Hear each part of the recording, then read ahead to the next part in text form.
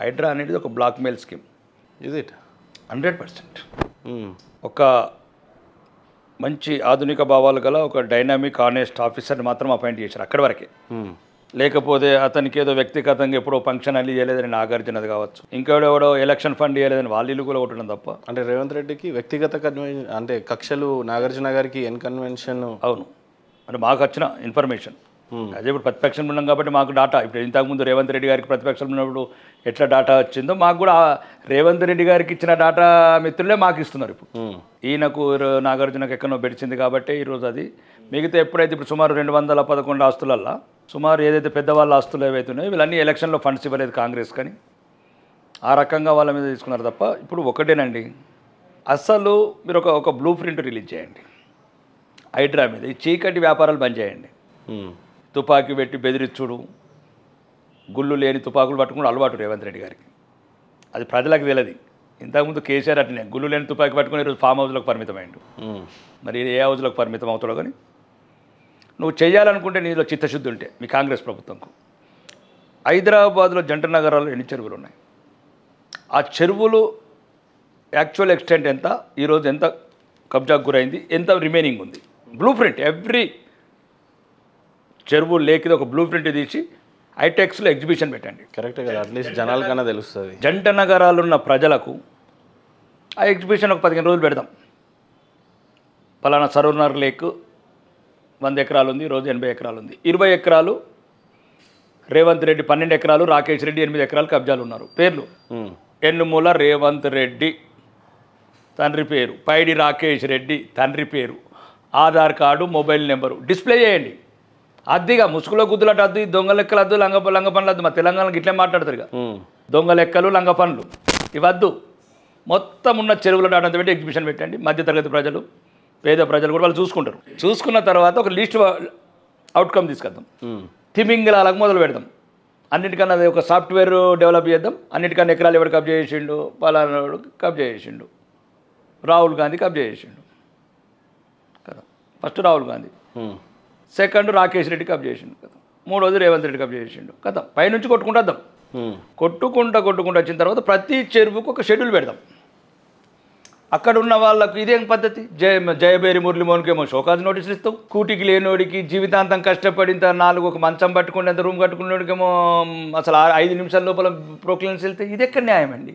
కానీ లోపల ఒక 3 కోట్ల ఆస్తుంది, నేను తీసుకుంటాను, ఒక 3 గంటలు టైం ఇవ్వండి అంటే ఇవ్వకుండా కూల్చడం అనేది ఏ రకంగా చూడవచ్చు? అది దారుణం. అదే చెప్తున్నా, వ్యక్తిగత కక్షలకు. మాకు తెలిసిన నా మిత్రుడు పక్కన రాజేంద్రనగర్లో ఒక ఇండస్ట్రీ 100 మందికి ఉపాధి చూపించిన ఇండస్ట్రీని. అంటే అది ఎంత దారుణం అంటే, మొన్న ఒక ఎమ్మెల్యే చెప్తే బాగా బాధ అనిపించింది. అదే గౌరవనీయ ఎంపీ గారు చెప్పారు నాకు. ఎంపీ గారు ఫోన్ చేస్తే కూడా మిషన్లు తీసుకోవడానికి కూడా సమయం ఇస్తలేరు. ఆ మిషన్ల మీద బుల్డోజర్లు ఎక్కిస్తున్నారు. నువ్వు షెడ్యూల్ కూలగొట్టినా పర్వాలేదు, అయిపోయింది. సుమారు 15 కోట్ల మిషనరీ, 100 మంది ఉపాధి. అతను టైం అడిగాడు. అంటే అంత తొందరపడాల్సిన అవసరం ఏముంది? కమిషనర్ గారు ఇందాక మీరు అన్న రంగనాథ్ గారు ఒక మంచి కమిషనర్, మంచి ఆఫీసర్ అండి. రంగనాథ్ గారు కీలుబొమ్మ, కీలుబొమ్మ అంతే. అధికారి మంచిగా కావచ్చు, కానీ ఒక వ్యవస్థలోకి వచ్చిన తర్వాత 2-3 రోజులు ఏదో మంచిగా నిషాలో అదే మంచి హుషారులో ఉండే రంగనాథ్ గారు. ఏదైతే నల్గొండ, అదే నల్గొండ చేసి కాదు కానీ అది నాగార్జున, అది ఎన్కన్వెన్షన్. తర్వాత ఒక 5-10 ఇండ్లు కూలగొట్టిన తర్వాత కానీ తర్వాత ఆయన కూడా వెనక రిమోట్ పట్టేసుకున్నారు. ఎట్లయితే ఇప్పుడు కొత్త వాళ్ళని శ్రీనివాసరెడ్డి గారిని తీసేసి సివి ఆనంద్ని పెట్టారు. ఒక నిజాయితీ పరుని తొలగించి ఇప్పుడు తెలంగాణ ప్రజలు ముక్కునే వేసుకుంటారు. హైదరాబాద్ ప్రజలు ఒక నిజాయితీ పరుని అన్యాయంగా అరగంట లోపల తీసేసింది రేవంత్ రెడ్డి గారని. కాబట్టి మేము అంటున్నాం ఏంటంటే, దీంట్లో నిజాయితీ లేదు అంటే ఇది లక్షల కోట్ల స్కామ్. ఇప్పటికే చాలామంది, వేలాది మంది కాంగ్రెస్ నాయకులు, కాంగ్రెస్ ద్వితీయ నాయకత్వము, పెద్ద ఉన్నతమైన స్థానాలు ఉన్న వాళ్ళు మొత్తం అన్ని అకౌంట్లన్నీ రెడీ చేసుకుంటున్నారు. స్విట్జర్లాండ్కి ఎన్ని పంపించాలా, హాంకాంగ్కి ఎన్ని పంపించాలా, దుబాయ్కి ఎన్ని పంపించాలా. ఇవేం లెక్కలు అన్నట్టు? ఇవే ఇప్పుడు ఉదాహరణకు ఇప్పుడు మా పక్కన ఒక 40 అంతస్తులు కడుతున్నాడు, వాడిని అడిగారట 1000 కోట్లు. నిజంగా చెప్తున్నారా? నిజంగానే చెప్తున్నాం. ఇప్పుడు మరి అక్కడెక్కడ కూలగొడుతుంది? నీకు ఆల్రెడీ నీకు బఫర్ జోన్ ఉంది, ఎందుకు కూలగొట్టవు 40 అంతస్తులు? అంటే దానికి ఇంకా టైం రాలేదేమో మరి. అదే మరి ఆ టైం రావాలా, ఎవరికి ఎప్పుడు వస్తుంది? అసలు ఈ బఫర్ జోన్లు ఎన్ని ఉన్నాయి, ఎఫ్టీఎల్ ఎన్ని ఉన్నాయి, ఫుల్ ట్యాంక్ లెవెల్ ఎన్ని ఉన్నాయి? నేను అదే చెప్తున్నా మహేందర్, చెరువులు ఎన్ని ఉన్నాయి జంట నగరాలలో కంప్లీట్గా బ్లూ ప్రింట్ తీయమంటున్నా. ఏ చెరువుల యాక్చువల్ ఎక్స్టెంట్ ఎంత ఉంది 1956 తీసుకోండి, అంటే ట్రాన్స్పరెంట్గా జరగాల అంతే వ్యవస్థ అంతా అంటే అప్పుడే నేను నమ్ముతారు. ఇప్పుడు రేవంత్ రెడ్డి గారి వ్యక్తిత్వమే అనుమానాస్పదం. ఇప్పుడు పిసిసి అధ్యక్షుడిగా అతను చేసిన ప్రసంగాలు కావచ్చు, చేసిన ఉత్తేజితపూరిత ప్రసంగాల, లేకపోతే రాజకీయ ప్రక్షాళన ఏదేదో చెప్పిండు, మొత్తానికి లక్షల కోట్ల అవినీతి, వాళ్ళు తీసుకొచ్చి చెట్లకు కడతా, అది కడతా, లేకపోతే కల్వకుంట్ల కుటుంబాన్ని తీసుకుపోయి చెర్లపల్లి జిల్లా డబుల్ బెడ్రూమ్ కడతా అన్న తర్వాత రోజు రోజుకు నోరుమూగపోయింది. రాగానే ఉత్తమ్ కుమార్ రెడ్డి గారు వాళ్ళందరూ పెట్టారు, ఇది 1,93,000 కోట్లు వృధా అయిపోయినాయి, కాళేశ్వరం తెలంగాణ ప్రజలు సొమ్మన్నారు. కక్కిస్తాం, తిన్నది కక్కిస్తాం, లేకపోతే అది చేస్తాం ఇది చేస్తాం అది అయిపోయింది.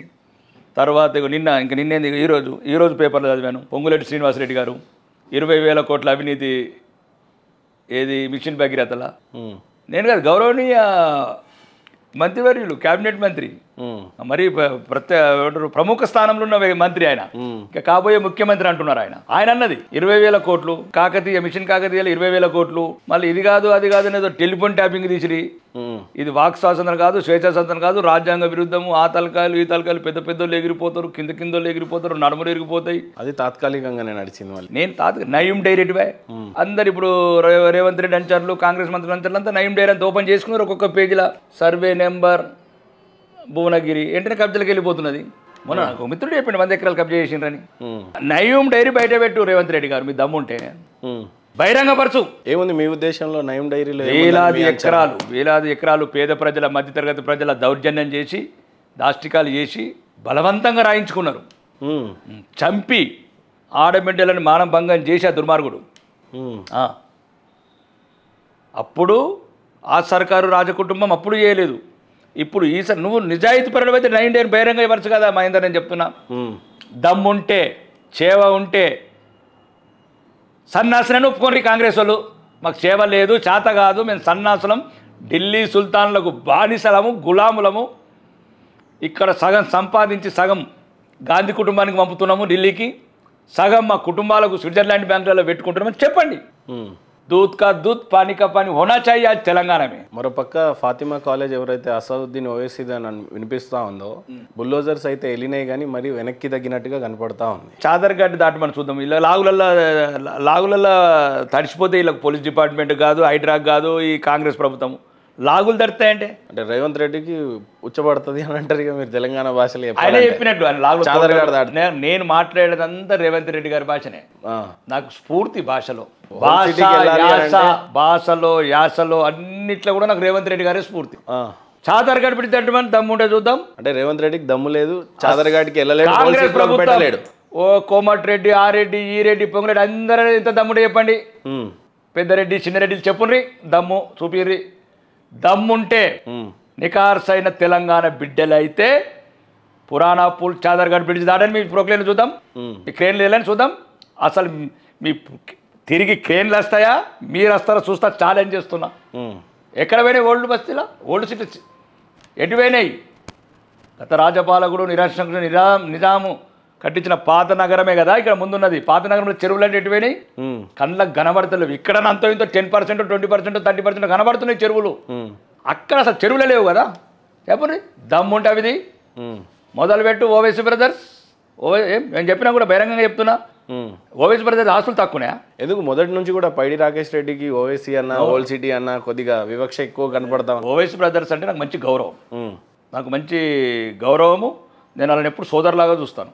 వాళ్ళు కూడా నాకు స్ఫూర్తి. ఏ రకంగా అంటారు అంటే? వాళ్ళు ఎట్లా అంటే తెలంగాణలో ముస్లిమ్స్కు, తెలంగాణనే కాదు భారతదేశంలో ముస్లిమ్స్కి ఎక్కడ ప్రమాదం ఏర్పడ్డా చిన్న సంఘటన స్పందిస్తారు.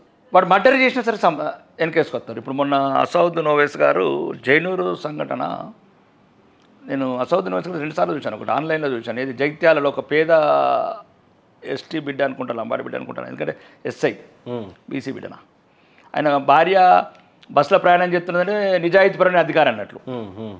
అదో చిన్న గొడవ జరిగి పాపం సంటి బిడ్డతో ఒక ముస్లిం మహిళ ఏదో గొడవ పడితే అసదుద్దీన్ ఓవైసీ బస్సులోనే ఫోన్ చేసిండు. అసదుద్దీన్ చెప్తే 5 నిమిషాల్లో సస్పెండ్ చేసిండ్రు ఆ బిడ్డని. అప్పుడున్న చాతగాని ప్రభుత్వం, దద్దమ్మ ప్రభుత్వం, తాగుబోతోడి ప్రభుత్వం ఒక హిందూ బిడ్డని, ఒక పేద బిడ్డని, నిజాయితీపరుడైన ఒక ఎస్ఐ కట్టుకున్న భార్యని ఈరోజు బస్సులలో డ్రైవింగ్ చేసే పరిస్థితులు ఉన్నాడు. ఎంత నిజాయితీపరుడు, ఆయన కాళ్ళకు పాదాభివందనం చేస్తున్నాను. కానిస్టేబుల్లే కార్లు కొనుక్కునే తిరిగే లోకంలా ఎస్ఐ అయినోడు భార్యని ఎట్లా తీసుకొస్తున్నానంటే నిజాయితీ పరులు. కాబట్టి అట్లాంటి స్పందనలు. రెండోది ముస్లింలకు ఎక్కడ ముళ్ళు గుచ్చుకున్నా కానీ పండితుంది ఇద్దరు. అదే నాకు స్ఫూర్తి. అంటే ఆ యూనిటీ ఉందంటారు. ఆ యూనిటీ ఉంది. వాళ్ళని చూసిన తర్వాత నాకు హిందువుల తరపున బలంగా నిలబడాలనే కోరిక కలిగింది. ఈ బతికేందుకు హిందూ బతుకు, ఇంకా అసౌద్దీన్ ఓవైసీని అక్బరుద్దీన్ ఓవైసీని చూసి బుద్ధి తెచ్చుకోలేరు ఈ విధవాళ్ళు హిందువులని.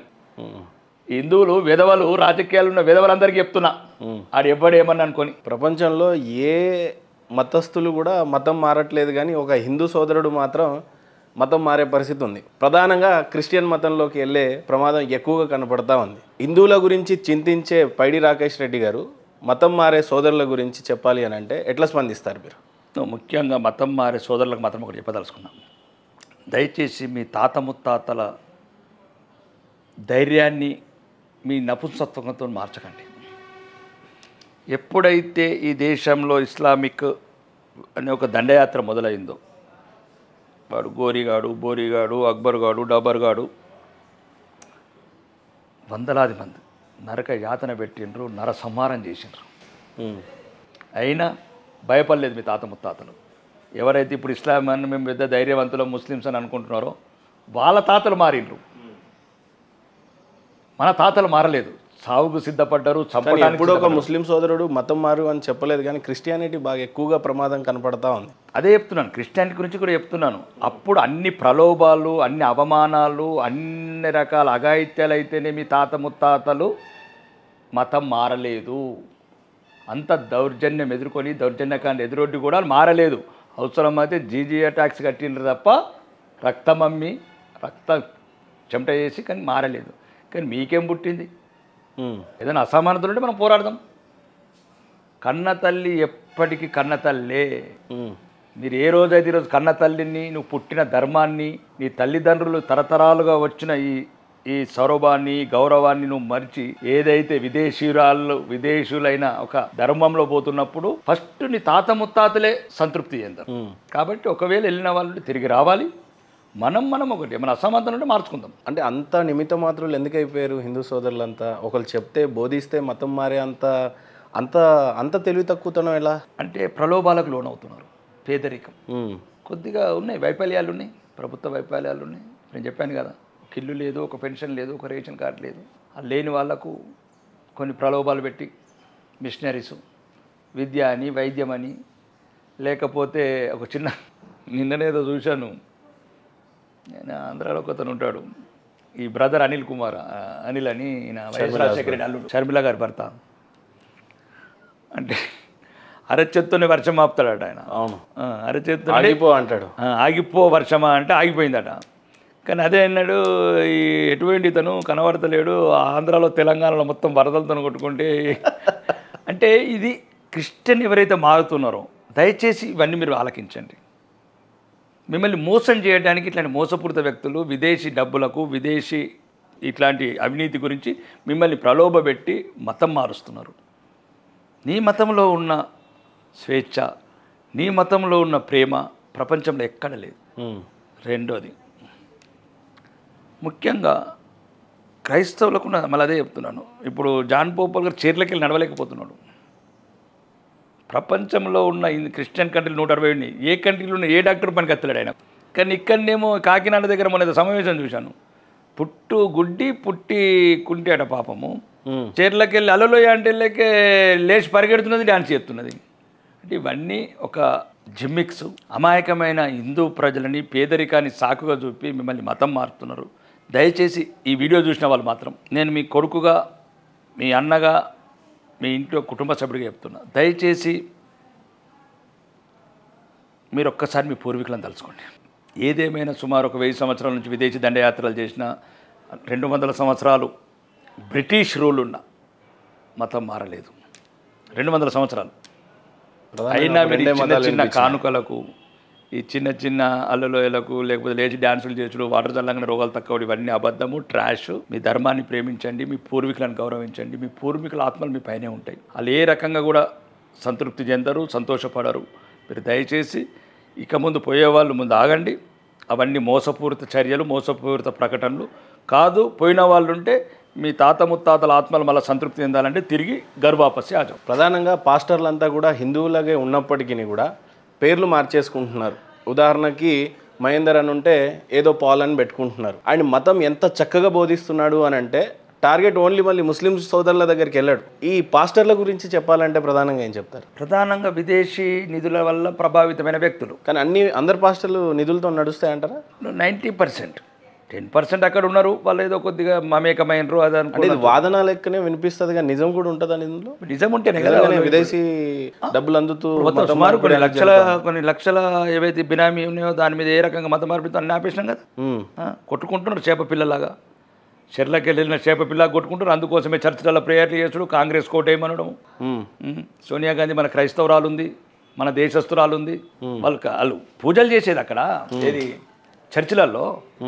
వాళ్ళు రోజు ఇప్పుడు ఎలక్షన్స్ రాగానే అదే ప్రేయర్స్, మోడీ గారు రావద్దు అని, మోడీ గారు రావద్దు, బీజేపీ ఉండొద్దు, పరలోకంలో ఉన్న ప్రభువు క్షమించడు, లేదు ఇటలీ దేశస్తులైన సోనియా గారు ఇష్టపడరు మనని ఓటేయకపోతే.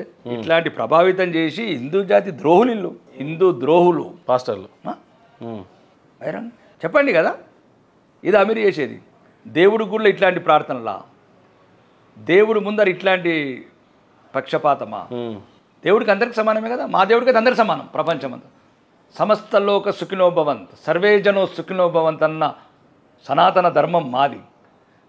కాఫిరిగాళ్ళని చంపుతామన్న మతం ఒకటి, మా ప్రపంచంలో ఇంకా మా దేవుడు తప్ప ఇంకో దేవుడు లేన మతం ఒకటి.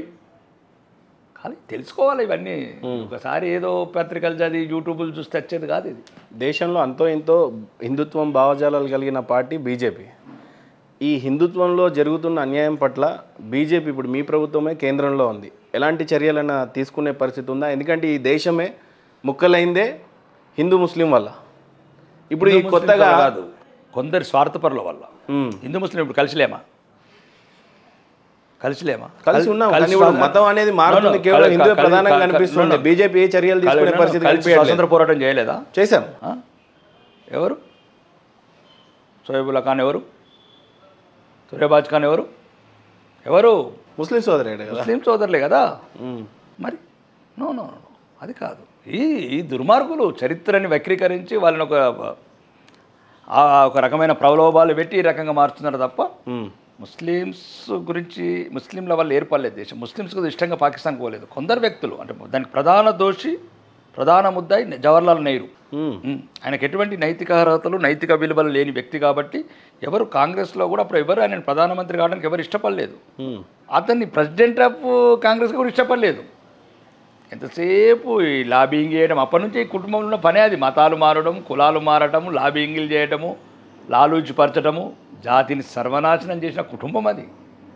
16-20 మంది అది వాళ్ళ ఎగ్జిక్యూటివ్ సభ్యులు ఉంటే 16 మంది సర్దార్ వల్లభాయ్ పటేల్ ప్రధానమంత్రి కావాలన్నారు. మళ్ళీ గాంధీ గారిని మేనేజ్ చేసి దుర్మార్గుడు ఈ దేశాన్ని విడగొట్టేందుకు మహమ్మద్ జిన్నాతోని లోపాయికారు ఒప్పందంతో నువ్వు అక్కడ వెళ్ళుకో నేను ఇక్కడ వెళ్ళుకుంటాననే భాగంలో ఈరోజు దేశాన్ని 3 ముక్కలు చేసి నిరంతరం ఎప్పటికీ భారతీయ కాదు హిందువులని పాలిట ఒక అంటే ఏమనొచ్చు, అది నరక ప్రాయం చేసిన వాళ్ళ జీవితాలని. ఈరోజు వరకు కూడా బంగ్లాదేశ్లో అయ్యో రామనుకుంటే వస్తున్నారంటే 20 సంవత్సరాలు పెంచుకున్న బిడ్డ బంగ్లాదేశ్లో మొన్న కళ్ళ ముందు మానభంగం చేస్తున్నారు. బాబా అల్లారు ముద్దుగా పెంచుకున్న బిడ్డని, అల్లారు ముద్దుగా పెంచుకున్న కొడుకుని కత్తులతో చంపి కళ్ళ ముందే శవాల మీద యూరిన్ పోస్తున్నారు. ఒక పక్క బంగ్లాదేశ్ ప్రధానిని తీసుకొచ్చి నరేంద్ర మోడీ గారు ఆశ్రమం అయితే ఇచ్చారు. హిందువులకు జరుగుతున్న మారణ హోమం, మారణ కాండం గురించి బంగ్లాదేశ్లో హిందువుగా మనం అసలు ఏ రకంగా చూడవచ్చు? ఈరోజు వాళ్ళ పరిస్థితి రేపు మన పరిస్థితి కూడా అయి ఉండొచ్చు, అవుతుంది. చెప్పలేం. ఘంటాపదంగా రాసిస్తా. భారతదేశంలో ఉన్న హిందువులు తమ మరణకాండ తామే రచించుకుంటున్నారు. మరణ శాసనం. ఈ దుర్మార్గుడైన మన దేశస్థుడు కాడు, మన మతస్థుడు కానీ రాహుల్ గాంధీ నాయకత్వంలో దేశ విద్రోహ శక్తులు, విదేశీ శక్తులు అన్నీ ఏకమై ఈరోజు భారతదేశం చుట్టుపక్కల ముళ్ళ కంచెలు కడుతున్నారు. ఈ జాతికి మరణం తప్ప గమనం లేదు. మేల్కొనకపోతే, మేలుకుంటే నరేంద్ర మోడీ గారు చెప్పినట్టు 1000 సంవత్సరాల భవిష్యత్తు రాస్తాం మేము. ఒక పక్క బంగ్లాదేశ్లో ఉన్నటువంటి ప్రధానిని తీసుకొచ్చి దేశంలో పెట్టుకున్నాం కదా, ఎనీ మూమెంట్ బంగ్లాదేశ్ వెనకాల చాలా దేశాల శక్తులు పనిచేస్తున్నాయి, ఇండియా మీదకి దాడులు చేసే అవకాశాలు ఉన్నాయి, శాంతి భద్రతలకు భంగం కలిగే అవకాశం ఉంది అని చెప్పేసి హెచ్చరిస్తూ ఉన్నారు. ఏ రకంగా చూస్తారు దీన్ని? అంటే ఒకటి ఫస్ట్ ప్రపంచంలో ఒకటి తెలుసుకోవాల్సిన సమస్య దీనివల్ల ఒకటి ఉన్నది. 57 ముస్లిం దేశాలు ఉంటే ఒక్క దేశం కూడా ఒక ఆడబిడ్డకు ఆశ్రయం ఇవ్వలేదు. అది కూడా పాయింటే. అంటే అదే షేక్ హసీనాని 3 సార్లు ఎన్నుకున్న విధవలు ఎవరు? విధవ సన్నాసులు ఎవరు? హైదరాబాద్లో ఓటేసిండా, మన కోరటిపల్లిలోడు అంకాపురం ఓటేసిండా?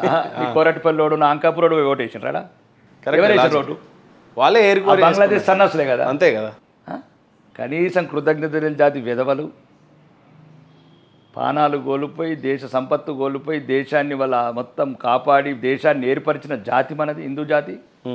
ముజీబర్ రెహమాన్ వాళ్ళ షేక్ హసీనా గారి తండ్రికి బంగ్లా బంధుకు అండగా నిలబడి ఎంత దుర్మార్గులంటే ఈ బంగ్లాదేశ్లో ఉన్న ముస్లింలు అప్పుడు ఏదైతే బంగ్లాదేశ్ 71లో అప్పుడు విడిపోయినప్పుడు 6 నెలలు వాళ్ళకి అన్నం పెట్టింది ఏది? ఇస్కాన్ టెంపుల్ ఆడ. దాన్ని మొన్న తగలబెట్టిర్రు విధవలు. అయ్యో, అంటే కన్న తల్లినే రొమ్ములు కోసిన నా కొడుకులు వీళ్ళు. ఎటువంటి కృతజ్ఞత లేని జాతి. ఏం చేసిండ్రా మీరు?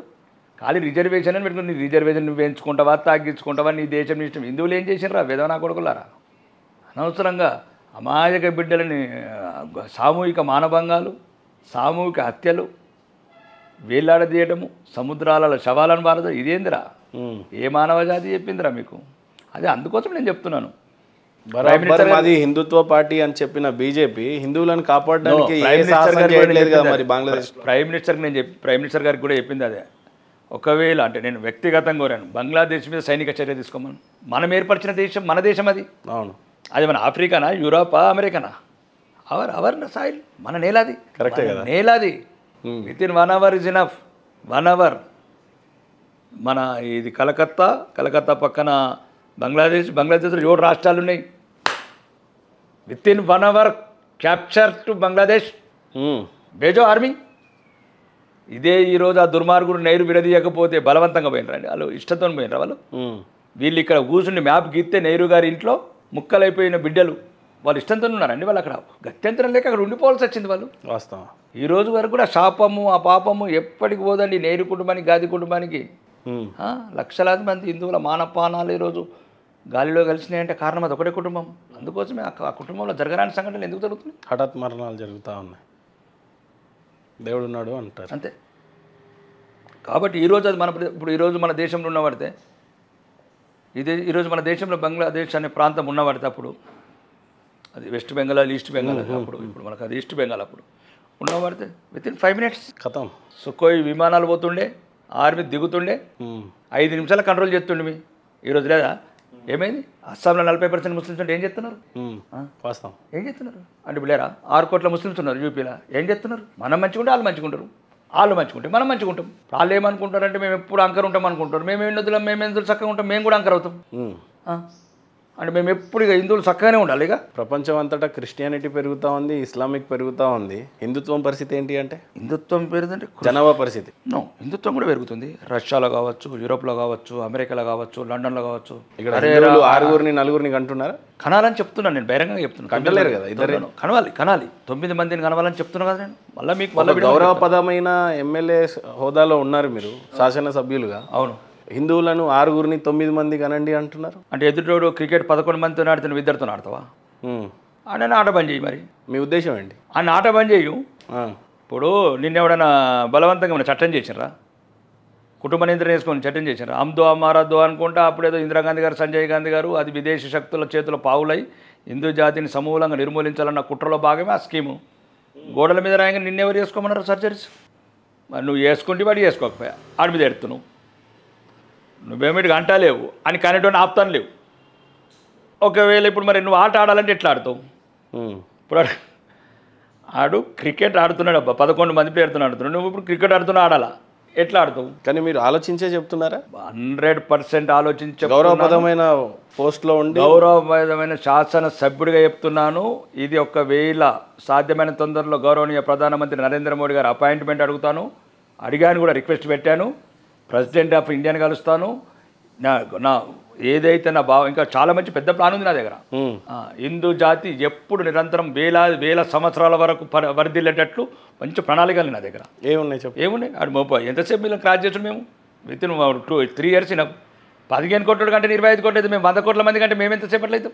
ఇప్పుడు 15 కోట్ల కంటేనే జనాభా అంతా పెరిగిపోయినప్పుడు మరి దేశం ఉంది. నో ఫర్ ఎగ్జాంపుల్ సింపుల్గా చెప్తున్నాను మహేందర్, మీకు తెలియదు ప్రపంచ జ్ఞానం కొద్దిగా తక్కువ ఉంది అంటే చాలామంది అడిగే వాళ్ళకు. 220 దేశాలని ఫర్ ఎగ్జాంపుల్ ఒక ఆస్ట్రేలియా కంట్రీ చెప్తున్నాం, 2 కోట్ల పాపులేషన్ ఉంది. భూభాగం ఏమో సుమారు 76 లక్షల స్క్వేర్ కిలోమీటర్స్ ఏమి ఉంది, మనకన్నా 2 అంతలు ఉంది. మనకు 33 లక్షల మంది 30 ఫర్ ఎగ్జాంపుల్ సబ్జెక్ట్ కరెక్షన్. అంటే ఇంకా 300 కోట్ల మంది పడతారు. కావాల్సినంత 300 కోట్లు మినిమం, సుమారు ఇంకా 600 కోట్లు పడతారు ఆస్ట్రేలియాలోనే. న్యూజిలాండ్లో ఒక 6,000, న్యూజిలాండ్లో ఒక 6 ఏమంటారు ఒక 300 కోట్లు పడతారు, ఇంకా 900 కోట్లు. హిందూ జాతిని మాత్రం నేను క్లియర్గా చెప్తున్నా మహేందర్, ఓన్లీ నీ అధిక సంతానమే కాపాడుతుంది. ఏమో మరి ఇంటర్వ్యూ చూసేవాళ్ళు మిమ్మల్ని గౌరవించేవాళ్ళు మరి ఏమో మతి సిమితం లేక మాట్లాడుతున్నాడు పైడి రాకేష్ రెడ్డి అని అనే పరిస్థితి ఉంది. ఎందుకు మొత్తం ఇప్పుడు మా తాత 6గురిని అన్నాడు, అందరు ఇంతకుముందు వాళ్ళంతా 8 మంది 10 మంది. ఈ మతి సన్నాసులు దద్దమ్మలు చాతగానోళ్ళు పనికిరాని వేదవాళ్ళు గంటలేరు చాతగాక. మా తాత ముత్తాతలు అందరూ ఇంతేగా అన్నారు. ఎవడన్నా ఆడి మతి సిమితం ఆడికి తప్పింది కానీ మా తాత కూడా 8 మంది మరిగా మరి మా తాత 6గురు, 4 మేనత్తలు, 2 నాన్నలు, పెద్ద నాన్న చిన్నాన్న. ఎవరు మొత్తం మా ఊర్లో ఎవరు చూసినా 8-10 మంది ఉండేవాళ్ళు. అంతే కదా. అప్పుడు చుట్టాలింటికి పోవాలంటే 10 ఊర్లకు పోవాలి. ఒక పెళ్లి జరుపుకోవాలంటే 15 రోజులు. ఇప్పుడు ఒక చెల్లె ఒక అన్న అంతే అయిపోయింది. ఒక లింగి ఒక లింగడు, ఒక గంగి ఒక గంగడు. మీరు అన్నట్టు ఒక 20-30 సంవత్సరాలు పోయిన తర్వాత ఇద్దరే ఉంటారేమో చుట్టాలు. 2 ఫారం కోళ్ళని అన్నట్టు బాయిలర్ కోళ్ళని అనేది ఆడికి 10 కిలోల బియ్యం ఎత్తలేడు, 10 కిలో మూట ఎత్తలేడు. పుట్టిన ప్రతి ఒక్క డాక్టర్ కావాలా, డాక్టర్ని ఏం చేసుకుంటారు సన్నాసులు. ఆర్మీలో ఒకడు ఉండాలా, రైతు ఒక్కడు ఉండాలి, అన్నం పెట్టేందుకు, దేశాన్ని కాపాడుతందుకు ఆర్మీలో ఒకడు ఉండాలా, పోలీసు వ్యవస్థలో న్యాయం కాపాడుతందుకు ఒకడు ఉండాలా, లా అండ్ ఆర్డర్ కాపాడుతందుకు న్యాయ వ్యవస్థలో ఒకడు ఉండాలా, ఒకడు పారిశ్రామికవేత్త ఉండాలా, నీలాగా నాలాగా బిజినెస్ మెన్లు ఉండాలా, ఒకడు మంచి రాజకీయ నాయకుడు ఉండాలా, ఒకడు పక్క గుండా ఉండాలా, రౌడీ ఉండాలంటుండంటే ఇంత ఓపెన్గా చెప్తున్నా. రౌడీ గుండా, కానీ ఆడు మంచి రౌడీ మంచి గుండా. ఇతర మతస్థులు ఎప్పుడైతే నీ మీద దాడి చేస్తారో వాడు కత్తి పడితే వీడు కత్తి పడతాడు, వాడు తుపాకీ పడితే వీడు తుపాకీ పడతాడు, వాడు పూలదండ ఎత్తే వీడు పూలదండ ఎత్తాడు. మీలాగా నాలాగానే. కానీ మాత్రం 8 మంది కన్నా 9వ సంతానం చూస్తేనే భారతమాత సంతోషపడుతుంది. భారతమాత నిజంగా కూడా ఎప్పుడైతే సంతోషపడుతుంది అంటే ఆ 9వ సంతానమైన బిడ్డ ఎట్లయితే 8వ సంతానం శ్రీకృష్ణుడు పుట్టిండో దేవగమ్మకు, అంతమంది పుట్టినోడు చచ్చిండు, 8వ పుడితేనే చరిత్ర నిలబడిండు. అంతేనా కాదా? ఇది కూడా అంతే. 9వ సంతానంతోనే హిందూ జాతి నిలబడుతుంది. ఇక మీరు నిర్ణయించుకోండి హిందువులు. బరాబర్ మీ స్టేట్మెంట్ అయితే అంతే చెప్తారు కదా. ఇప్పుడు తాత ముత్తాతలు అడగండి, ఇప్పుడు అట్లా మీరు అన్నారు కదా, వాళ్ళు అడగండి తాత ముత్తాతలు. అదొక మోసపూరిత చర్య వల్ల వచ్చినాం. మీకు చాలామందికి చెప్తున్నాం, ఓకే మేము కొన్ని తప్పులు చేసినాం, మాకు కూడా అవగాహన లేక, అవగాహన వచ్చినాక మాకు కూడా అందరి హిందువులకు చెప్తున్నాం. ఒకటి చెప్తున్నాను, వాడు ఆపుతున్నా బాబు, వాడు ఆపనప్పుడు మేము అడిగి ఎడతాం. నిన్నటి సంఘటన చెప్తున్నా. మొన్న 10 లక్షల మంది వినాయక నిమజ్జనంలో పాల్గొన్నాం. ఎక్కడన్నా ఒక అపశృతి జరిగిందా? లేదు. ఒక్క ముస్లిం క్రిస్టియన్ ఇళ్ళ మీద రాళ్ళు కొట్టినారు మన వాళ్ళు. లేదు. మరి నిన్న మంగళాట్ల గోచమాలు నియోజకవర్గంలో 4 చోట్ల హిందూ మహిళల మీద రాళ్లతో ఎట్లా కొడతారు? 600 మంది ముస్లిం అబ్బాయిలు. మిలాన్ నబీ అని వాళ్ళది పండుగ ఉన్నది, మహమ్మద్ ప్రవక్త దినం. 600 మంది బైకుల మీద వెళ్తేనే మా హిందూ మహిళలకు రక్షణ లేకపోతే మరి వీడికి జవాబు ఎట్లిస్తావు? ఈట్కా జవాబ్ పత్తర్ సే దేనా హీ పడేగా, बाम का जवाब बारूद से देना पड़ेगा, पिस्टल का जवाब बंदूक का जवाब AK-47 से देना पड़ेगा, जब भी तो समझेगा. जो जबान समझता है वही जबान में समझाना पड़ेगा. मैं बोल रहा हूँ, खुला मिसाल बता रहा हूँ. 2 दिन पहले का बोल रहा हूँ. 2 दिन पहले जो विनायक निमज्जन हुआ था, जो पूरा शहर में 10 लाख जो भक्तों ने निमज्जन किया था, कहीं पर एक छोटा सा हादसा नहीं हुआ. लेकिन कल एक 500 मुसलमान लड़का लोग जो बाइक में 3-4 बैठ के तो हिंदुओं के घरों के ऊपर पत्थर डालते, हिंदुओं का औरत को ऊपर पानी डालते, पत्थर से मारते. क्या यही है क्या तुम्हारा को जो सिखाया? कुरान तालीम इसी में यही सिखाया है क्या तुम्हारा को? 5 वक्त का नमाज पढ़ रहे वही सिखाया है क्या तुम्हारा बड़े लोग, तुम्हारा उजुर्बा लोग? यही सिखाया है क्या हमें हिंदुओं को मारने के लिए, हिंदुओं के ऊपर भड़काने के लिए, हिंदुओं का औरत जैसा नपुंसक, जैसा राजा सिंह बोला नपुंसक जैसे हिंदू औरत के ऊपर कोई ऐसा जुल्म करते क्या? नहीं, आपका माँ, आपका घर में माँ बहन नहीं है? आपका माँ बहन हमारा माँ बहन है, हम इतना इज्जत देते? इसका जवाब तो मैं बोल रहा हूँ, इसको जो भाषा में समझेगा वही भाषा में समझाना पड़ेगा। तो ऐसा नहीं समझते लोग, జవాబు పోయే ఈట్కా జవాబు పత్తర్.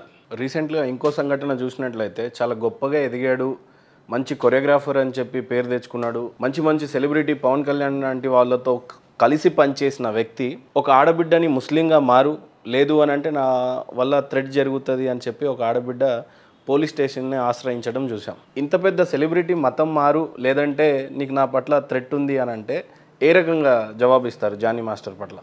వాడో పనికిరాడు, ఒక దుర్మార్గుడు. కానీ జానీ మాస్టర్ ఊరికొక జానీ మాస్టర్ తయారైంది కదా. ఇప్పుడు మీరు ఒక జానీ మాస్టర్గానే చూస్తున్నారు. ఇప్పుడు నేనే చెప్తున్నాను, నా 87 గ్రామాలు 87 మంది జానీ మాస్టర్లు ఉన్నారు. ఇప్పుడు వీళ్ళకి నేను ముస్లిం పెద్దలకు కూడా చెప్తున్నా, దయచేసి మీ ఏదైతే ధర్మ సమాజము, జమాయితు, తబ్లీగా జమాత్, మర్కజ్, పెద్దవాళ్ళు ఉండే మర్కజులు ఉంటాయి, మీ అందరికీ చెప్తున్నా, ఒక్కసారి మాత్రం మీరు జాగ్రత్తగా ఉండండి. మీ యువకులకు చెప్పండి, భవిష్యత్తు మాత్రం వాళ్ళకు బాగా దారుణంగా ఉంటుంది. ఎవరైతే హిందూ అమ్మాయిలను లోబర్చుకుంటా లవ్ జివా చేస్తున్నారో ఇంకా ఉపేక్షించే సమస్య మాత్రం లేదు. చిన్న ఉదాహరణ చెప్తున్నా. ఇప్పుడు ఒక విలేజ్లో, నా నియోజకవర్గంలోనే ఒక అమ్మాయిని, 3 కూతుర్లు, చిన్న పిల్లలు, వాడు లవ్ జివా చేసి ఆ 3 బిడ్డలు మొదలుపెట్టి ఆ అమ్మాయిని తీసుకెళ్ళాడు. ఇప్పుడు ఆ 3 బిడ్డల భవిష్యత్తు మీరు చెప్పండి. ఈ మర్కజులు ఉన్న వాళ్ళు, ఈ మౌలీలు కావచ్చు, ముల్లాలు కావచ్చు, ఈ బిడ్డలను మీరు పెంచుతారా? అంటే తల్లిని తీసుకెళ్ళిపోయాడు ప్రేమ పేరుతో. ఏంది అసలు ఈ లవ్ జిహాద్ నిజంగానే ఉందా? ఒక మండలంలో, నేను ఇప్పుడు మండలం పెట్టాడు, 7 అమ్మాయిల్ని వితిన్ 1 మంత్లో లవ్ జిహాద్ చేశారు. అంటే ఏంది అసలు ఈ లవ్ జిహాద్? నిజంగానే తెలియదు సార్, చెప్పను. 100% ఎవిడెన్సెస్, అంటే అది ఒక సంస్థ ఇంటర్నల్ గా పనిచేస్తుందా? పనిచేస్తుంది. తెలంగాణ ఆడబిడ్డల్ని ఎక్కువగా టార్గెట్ చేస్తూ లవ్ చేసి తీసుకెళ్ళి చేసేదేంది? బ్లాక్మెయిల్ చేయడం, వాళ్ళ కిడ్నీలు అమ్మటం, వాళ్ళని వేశ్య వృత్తులు అమ్మటం. అందుకని ఈరోజు మానవ అవయవాలకు చాలా డిమాండ్ ఉంది ఇంటర్నేషనల్గా. ఇవన్నీ తెలిసి కూడా వీళ్ళు ఎవరైతే మర్కజులు పెద్ద పెద్ద వాళ్ళకి చెప్తున్నా, దయచేసి ఒకవేళ మీరు ప్రేమించుకుంటే మీ ముస్లింల అమ్మాయిని ప్రేమించుకోండి. మీ ధర్మం మీది, మీ మతం మీది, మా ధర్మం మాది, మా మతం మాది. మరి ఎక్కడ కూడా ముస్లిం అమ్మాయిల్ని మా వాళ్ళు హిందువులు ప్రేమించట్లేదే. ఇప్పుడు ముస్లింలు ప్రేమించాలనుకుంటే ముస్లిం అమ్మాయిని ప్రేమించండి. మీకు ఏదో అన్ని ఇష్టం కదా, బుర్కా అంటే ఇష్టము, మీకు అవి పద్ధతులు అంటే ఇష్టము, మతం మారాలని, మీకు ఇస్లాం మా బిడ్డలని ప్రేమిస్తారు ఎందుకు, ప్రలోభ పెడతారు ఎందుకు, బ్లాక్మెయిల్ చేస్తారు ఎందుకు, మళ్ళా వాళ్ళని ఇస్లామీకరణ చేసి వాళ్ళ కడుపులనే మాకు శత్రువులను ఎట్లాగా అంటారు. మా ఆడబిడ్డలను లొంగ తీసుకొని వాళ్ళ కడుపులల్లో మా శత్రువులను అంటారా మీరు? ఇదెక్కడ న్యాయం? ప్రేమిస్తే ఒకరు నరుపుతాడు, ప్రేమించకపోతే ఒకరు నరుపుతాడు, పెళ్లి చేసుకోకపోతే ఒకరు నరుపుతాడు, ఫ్రిడ్జ్లో పెట్టి వారం రోజులు శవాన్ని సంభోగం చేస్తాడు ఒకడు. ఇదా మీరు నీతి నియమాలు, నైతిక విలువలు నేర్పాల్సింది మీ జాతికి? చెప్పేవాడు లేడా? కాబట్టి మీ బతుకులు మీరు బతకండి, మా బతుకులు మేము బతాం. ప్రభుత్వాలు కూడా సరిగ్గా చెప్పలేకపోతున్నాయి. ఎందుకు 100 లవ్ జిహాద్ ఎందుకు అవుతాయి? ముస్లింల ప్రేమ వివాహాలు ఎందుకు అవుతలేవు? ముస్లిం అమ్మాయిలు హిందువులను ఎందుకు ప్రేమిస్తలేరు? హిందువులు ముస్లిం అమ్మాయిలను ఎందుకు పెళ్లి చేసుకుంటలేరు? ఎందుకు ఎత్తుకపోతలేరు? ఎందుకు కిడ్నాపులు చేస్తలేరు? ఎందుకు మత మార్పిడి చేస్తలేరు? అయితే పెట్టుకుందాం మరి కండిషన్, ముస్లిం హిందూ మ్యారేజ్ బ్యూరో పెట్టి మేము ఎంతమంది మీరు చేసుకుంటారో మేము మీ వాళ్ళు అంతమందిని చేసుకుంటాం. మీరు మా పిల్లలని, మా ఆడబిడ్డలని మీరు ఎట్లా ఇస్లాం మతం మారుతారో మేము ఆల్రెడీ వాళ్ళని హిందూ మతంలో చేర్చుకుంటాం. లెక్క బరాబర్. ఈ జానీ మాస్టర్ విషయంలో లవ్ జిహాద్ ఏమైనా పనిచేసింది అన్నట్టు ఆరోపణలు వస్తూ ఉన్నాయి. ఈ బిడ్డకి ఏమైనా న్యాయం చేసే పరిస్థితి కానీ ఏమైనా ఉందా? న్యాయం ఎప్పుడు కంపల్సరీ అండి. ఇప్పుడు జానీ మాస్టర్ లాంటి దుర్మార్గుడు ప్రతి సంస్థలో ఉన్నారు. అది ఒక ప్రణాళికాపరకంగా హిందూ ధర్మం అంత స్థాయిలో ఉండి ఆయనకు చేయాల్సిన అవసరం ఉంటుంది అంటారా నిజంగా ఏమన్నా? వాళ్ళేనండి. పార్లమెంట్ మీద బాంబులు వేయించింది ఎవడండి? మాస్టర్ ప్లాన్ అఫ్జల్ గురే కదా, డాక్టరే కదా, మంచి ఉన్నత విద్యావంతుడే కదా. ఇక్కడ బాంబులు పెట్టింది ఎవడండి? లేజర్ పార్క్లో బాంబులు పెట్టింది ఎవడు? గోకుల్ చాట్లో బాంబులు పెట్టింది ఎవడు? దిల్సుఖ్నగర్ బస్ డిపోలో పెట్టింది ఎవడు? ఎవడండి? ఎవడు? చదువుకున్న వాళ్ళే. కాబట్టి చదువుకు ఈ ఛాందసవాదానికి సంబంధం లేదు. ఒక్కటి మాత్రం చెప్తున్నాను, హిందువులు మాత్రం దయచేసి మీరు ఐక్యత కావాల్సిందే. మీ భవిష్యత్తు గురించి, మీ భవిష్యత్ తరాల గురించి, మీ బిడ్డల గురించి నేను మీ ఇంటి కుటుంబ సభ్యుడిగా చెప్తున్నా. భారతదేశం మాత్రం చాలా ప్రమాదంలో ఉన్నది. అమెరికా శత్రువే, విదేశాలు శత్రువే, చైనా శత్రువే, ఐఎస్ఐ శత్రువే, పాకిస్తాన్ శత్రువే, బంగ్లాదేశ్ శత్రువే, ఇండియాలో ఉన్న కాంగ్రెస్ శత్రువే, ప్రతిపక్షాలు శత్రువులే, ఉగ్రవాద సంస్థలు శత్రువే. అవును, వాస్తవమే. కాబట్టి పన్నాగం పన్నీరు హిందూ జాతిని ఒక మూలకు నెట్టి నిర్మూలించాలనుకుంటున్నారు. అది లవ్ జిహాద్ కావచ్చు, ఓటు జిహాద్ కావచ్చు. ఓట్లు కూడా ఎందుకు వేస్తారండి? వేయరు. వాస్తవం. ఇవేం చేసినా వేయరు. గతంలో బీజేపీ ఏదిన్నా కృతజ్ఞత ఉన్నది, ఏదిన్నా కృతజ్ఞత ఉన్నది. గతంలో బీజేపీ ముస్లిం సోదరులను కోల్పోయింది. ముస్లిం సోదరుడు ఈరోజు బీజేపీకి అయితే ఓటేయడు. క్రిస్టియన్ సోదరులను కూడా కోల్పోయే పరిస్థితి వచ్చింది. చివరికి మతం మారుతున్న సోదరుడు కూడా బీజేపీని అసహించుకునే పరిస్థితి. వాడు అసహించుకోనండి. వాడికి ఇంజెక్ట్ చేస్తారు, ఇంజెక్షన్. ఆ ఇంజెక్షన్ అట్లా ఇంజెక్ట్ చేస్తారు పొద్దుగా నుంచి సాయంత్రం దాకా. ఇప్పుడు అనిల్ కుమార్ చేసినట్లు వర్షమా ఆగు, ఇప్పుడే చేస్తారు వాళ్ళని. ఎంతసేపు నీ తల్లిదండ్రులను తిట్టు, ఎంతసేపు నీ పూర్వీకులను తిట్టు, ఎంతసేపు నీ అక్కని తిట్టు. వీడు ఒక్కడే మారుతున్నాడు. మళ్ళీ ఈ దుర్మార్గులకు ఇది కూడా తెలుస్తలేదు. వీడు కుటుంబంలో ఒక్కడే చేరుతాడు. పొద్దుగాలను బొట్టు తీసేస్తాడు పిల్లంకు, సాయంత్రం మంగళసూత్రం తీసేస్తాడు, పొద్దుగాల మెటల్ తీసేస్తాడు, దాన్ని పొద్దుగా లేచి మునమొప్పి చేస్తాడు. ఇక చేసిగా చల్లుతాడు. ఇక పొద్దుగాల నుంచి మళ్ళీ వీళ్ళు అన్నదమ్ములు హిందువులు ఉంటారు, వీళ్ళు అక్క చెల్లెళ్ళు హిందువులు ఉంటారు.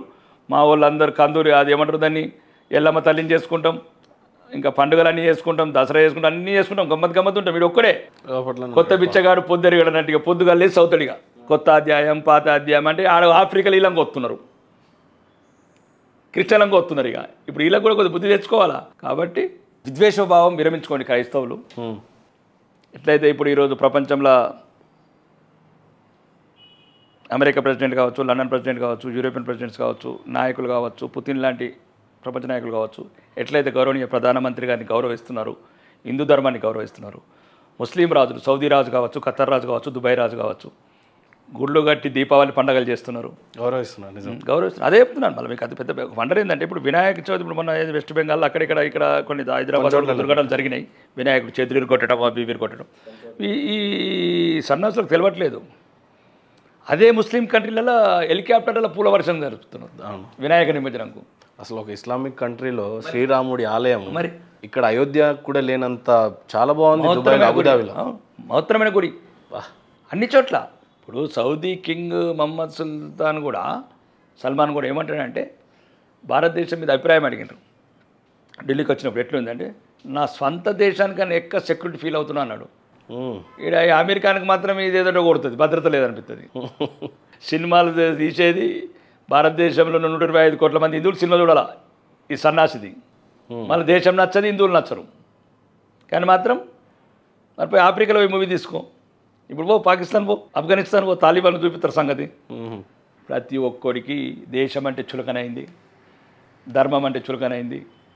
సాటి మధ్యలో మనుషుల మధ్యన వైషమ్యాలు పెట్టడము, కులతత్వాన్ని రెచ్చగొట్టడము, మతాల మధ్యన విషబీజాలు నాటడము, విషం పోయటము, ఇవన్నీ దేశాన్ని సమూలంగా అంటే ప్రపంచవ్యాప్తంగా ఎదుగుతున్న దేశము, ప్రపంచ అగ్రమాన్ని ఇప్పుడు ఎట్లయితే నరేంద్ర మోదీ గారి కలలు కొంటున్న ప్రయత్నం చేస్తున్న 2047 వరకు వికసిత్ భారత్, సురక్షిత్ భారత్, నంబర్ 1 భారత్ అని ఏ రకంగా అయితే తయారు చేయాలనుకుంటున్నారో ఇవన్నీ రీసెంట్గా కేటీఆర్ కూడా చాలా ఘాట్గా స్పందించాడు.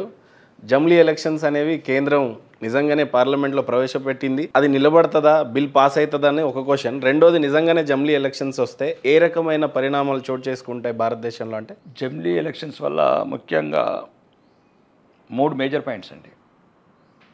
ఈ 30 రాష్ట్రాలల్లో అది 1951 నుంచి ఇప్పుడు ఎవరైతే రాహుల్ గాంధీ అలియాస్ రాహుల్ ఖాన్ ఉన్నాడో 51, 56, 62, 67 4 సార్లు జమ్లీ ఎలక్షన్లు జరిగినాయండి. 4 సార్లు జమ్లీ. ఈ కేటీఆర్ అప్పుడు పుట్టలేదు పాపం, పిల్లగాడు పుట్టినా కానీ అమెరికాలో చాక్లెట్ పట్టుకున్నాడు కొన్ని రోజులు. కేటీఆర్ హరీష్ రావు వాళ్ళకి ఏం తెలుసండి. హరీష్ రావు అయితే రబ్బర్ చెప్పులు, ఇనుప డబ్బాలు, వెల్మా హాస్టల్, అదన మైనంపల్లి హనుమంతరావు చెప్పినట్లు పాపం సైకిల్ కూడా లేకుండా ఇలా ఏం మాట్లాడుతున్నారో ఏందో అర్థం కావట్లేదు. రెండోది ఏంటంటే ఇప్పుడు ఏదైతే ఈ 30 రాష్ట్రాలల్లో సంవత్సరం పొడుగున ఎలక్షన్ జరగడం, ఎన్నికలు జరగడం, ఆ ఎన్నికల వల్ల ఏమవుతుందంటే ఎలక్షన్ కోడ్ వల్ల అభివృద్ధి ఆగిపోతుంది. ఎస్, పథకాలు కూడా ఆటంకాలు. ఇక నీకు మామూలు సాధారణ నిర్ణయాలు కూడా తీసుకోలేకపోతాం. ఇప్పుడు మన రైతు బంధు ఆపేయాలి ఇట్లా, అంటే ఒక పరిపాలన స్తంభిస్తున్నది. ఎప్పుడంటే ప్రజల దృష్టి మరలుతున్నది. రెండోది ఎప్పుడు సౌండ్ పొల్యూషను, లేకపోతే గొడవలు, ఇక రకరకాలుగా ఒకటి మతాన్ని రెచ్చగొట్టడం, ఒకటి కులాన్ని రెచ్చగొట్టడము, వ్యక్తిగత వైషమ్యాలు, ఈ ఎలక్షన్ ఒక ముసుగులు హత్యలు చేసుకోవటము, ఇది ఒక రకమైన వ్యవస్థ తయారైంది దేశంలో. అన్నిటికన్నా ముఖ్యం ఏంటంటే దీనివల్ల మనము జమిలీ ఎలక్షన్స్ వల్ల ఒక ప్రశాంతమైన వాతావరణము, ఇదొకటి. ఒక 100 days లోపల స్థానిక సంస్థలు అయిపోతే రామ్నాథ్ కోవింద్ గారు చెప్పినట్లు ఇంకా 4.5 సంవత్సరాలు పరిపాలన దృష్టి పెట్టచ్చు. ప్రపంచంలో నెంబర్ 1 కావాలి కాబట్టి ఇది అవసరం, మంచి ఆలోచన ఒక పాట. రెండోది ఏంటంటే ఇప్పుడు ఇవన్నీ చెప్పాను కదా, ఈ తాతకుతలం అవటము, అభివృద్ధి ఆగిపోవటము. రెండోది ఏంటంటే దీనివల్ల సమయం ఆదా వల్ల సుమారు 1.5% జీడిపి పెరుగుతుంది. అంటే దీనివల్ల సుమారు ఒక 6-7 లక్షల కోట్లు బెనిఫిట్ అవుతున్నది గవర్నమెంట్ ఆఫ్ ఇండియా. అంటే సుమారు ఈ దేశంలో నీకు విద్యారంగానికి మొత్తం నిధులు ఇచ్చేయచ్చు. అంటే ఈ జీడిపి వల్ల ప్రతి సంవత్సరం 7 లక్షల కోట్లు జీడిపి 1.5% పెరుగుతాయి. ద్రవ్యోల్బణం 1.1%. ఇవన్నీ రికార్డెడ్ ఎవిడెన్స్ ఇప్పుడు రామ్నాథ్ కోవింద్ గారు. మూడోది 47 పార్టీలల్లో 32 పార్టీలు ఆమోదించినాయి. ఇంకా 15 పార్టీలు ఉన్నాయి. మీరైతే ముందు చూడరా భయ్, కేటీఆర్ ఇంకెవరో కేసీఆర్ ముందు చూడరు. ఇంకా బాటల కాడ ఎన్ని రోజులు కూర్చుంటారు ఫామ్ హౌస్. ప్రధానంగా కాంగ్రెస్ సపోర్ట్ చేసిందా మరి జమిలీ ఎలక్షన్? నో, ఇప్పుడు కాంగ్రెస్ ప్రధాన ప్రతిపక్షం ఈ దేశం అభివృద్ధి చెందడం ఇష్టం లేదు. దేశం అభివృద్ధి చెందడం లేదు, హిందూ ముస్లిం కలిసి ఉండడం ఇష్టం లేదు, ప్రజలు వందే భారత్ ట్రైన్లు ఎక్కువ ఇష్టం లేదు. అలాగే ఎంతసేపు రైళ్లలో బాంబులు మళ్ళీ రావటం వల్ల ఈ పార్టీకి వచ్చిన నష్టం ఏంటో కనీసం చెప్పగలరా? వ్యతిరేకించడానికి ప్రధానంగా మొగ్గు చూపుతుంది కాంగ్రెస్. జమిలీ ఎలక్షన్స్ వద్దు అన్నా. నేను అనేది ఏంటంటే కాంగ్రెస్కి ఏంటంటే ఎప్పుడు కూడా దేశం అభివృద్ధి చెందకూడదు, అంధకారంలో ఉండాలా. 60 ఏళ్ళు చేసిన అభివృద్ధి ఏమి లేదు. ఈ 10 ఏళ్ళలో చేసింది మేము దానికన్నా 10 అంతలు చేసినాం. అదే చెప్పిన కదా, 650 కిలోమీటర్లు ఎలక్ట్రిసిటీ ట్రాన్స్ఫార్మర్ చేసినాం మేము. ఎలక్ట్రిసిటీ చేసిందని అయితే ఏది రైల్వేని 6565 కిలోమీటర్లు చేసినాం 10 ఏళ్ళలో. 10 times. 2014 వరకు 92,000 కిలోమీటర్ల వరకే జాతీయ రహదారులు. మేము విత్ ఇన్ 10 yearsలో 145,000 కిలోమీటర్లు వేసాం. 60 ఏళ్ళల్లో 74 ఎయిర్పోర్ట్లు కడితే మేము 10 ఏళ్ళల్లో 74 ఎయిర్పోర్ట్లు, 148 ఎయిర్పోర్ట్లు కలిగినాం. 148 ఎయిర్పోర్ట్లు చేసి అవాయి చెప్పులు లేనులను అవాయి జాజ్ ఎక్కించినాం. రెండోది 270 రూపాయలకు ఉన్న ఒక కమ్యూనికేషన్ వ్యవస్థని ఈరోజు మేము సంస్కరణల వల్ల, అవినీతి లేనందువల్ల 10 రూపాయలకు ఒక జీబీ తీసుకొచ్చాం. ప్రపంచంలో అతి చవకైన కమ్యూనికేషన్ వ్యవస్థ అంటే ఇండియాలో ఇంటర్నెట్. రోడ్స్ అంటే 8 లైన్ల రోడ్ల మీద నీకు ఫ్లైట్లను తీస్తున్నాం. వీళ్ళు ఎట్ల పడినా కూడా నడిపించలేదు కాంగ్రెస్ వాళ్ళు. అభివృద్ధి ఒకవైపు, అవినీతి లేని అభివృద్ధి ఒకవైపు. అనేదంటే అభివృద్ధి ఒకవైపు, అవినీతి లేని అభివృద్ధి వైపు, ప్రపంచంలో భారతీయుడిగా గుర్తింపు. అదే చెప్పాను ఇప్పుడు ఒక ఇంటర్వ్యూలో.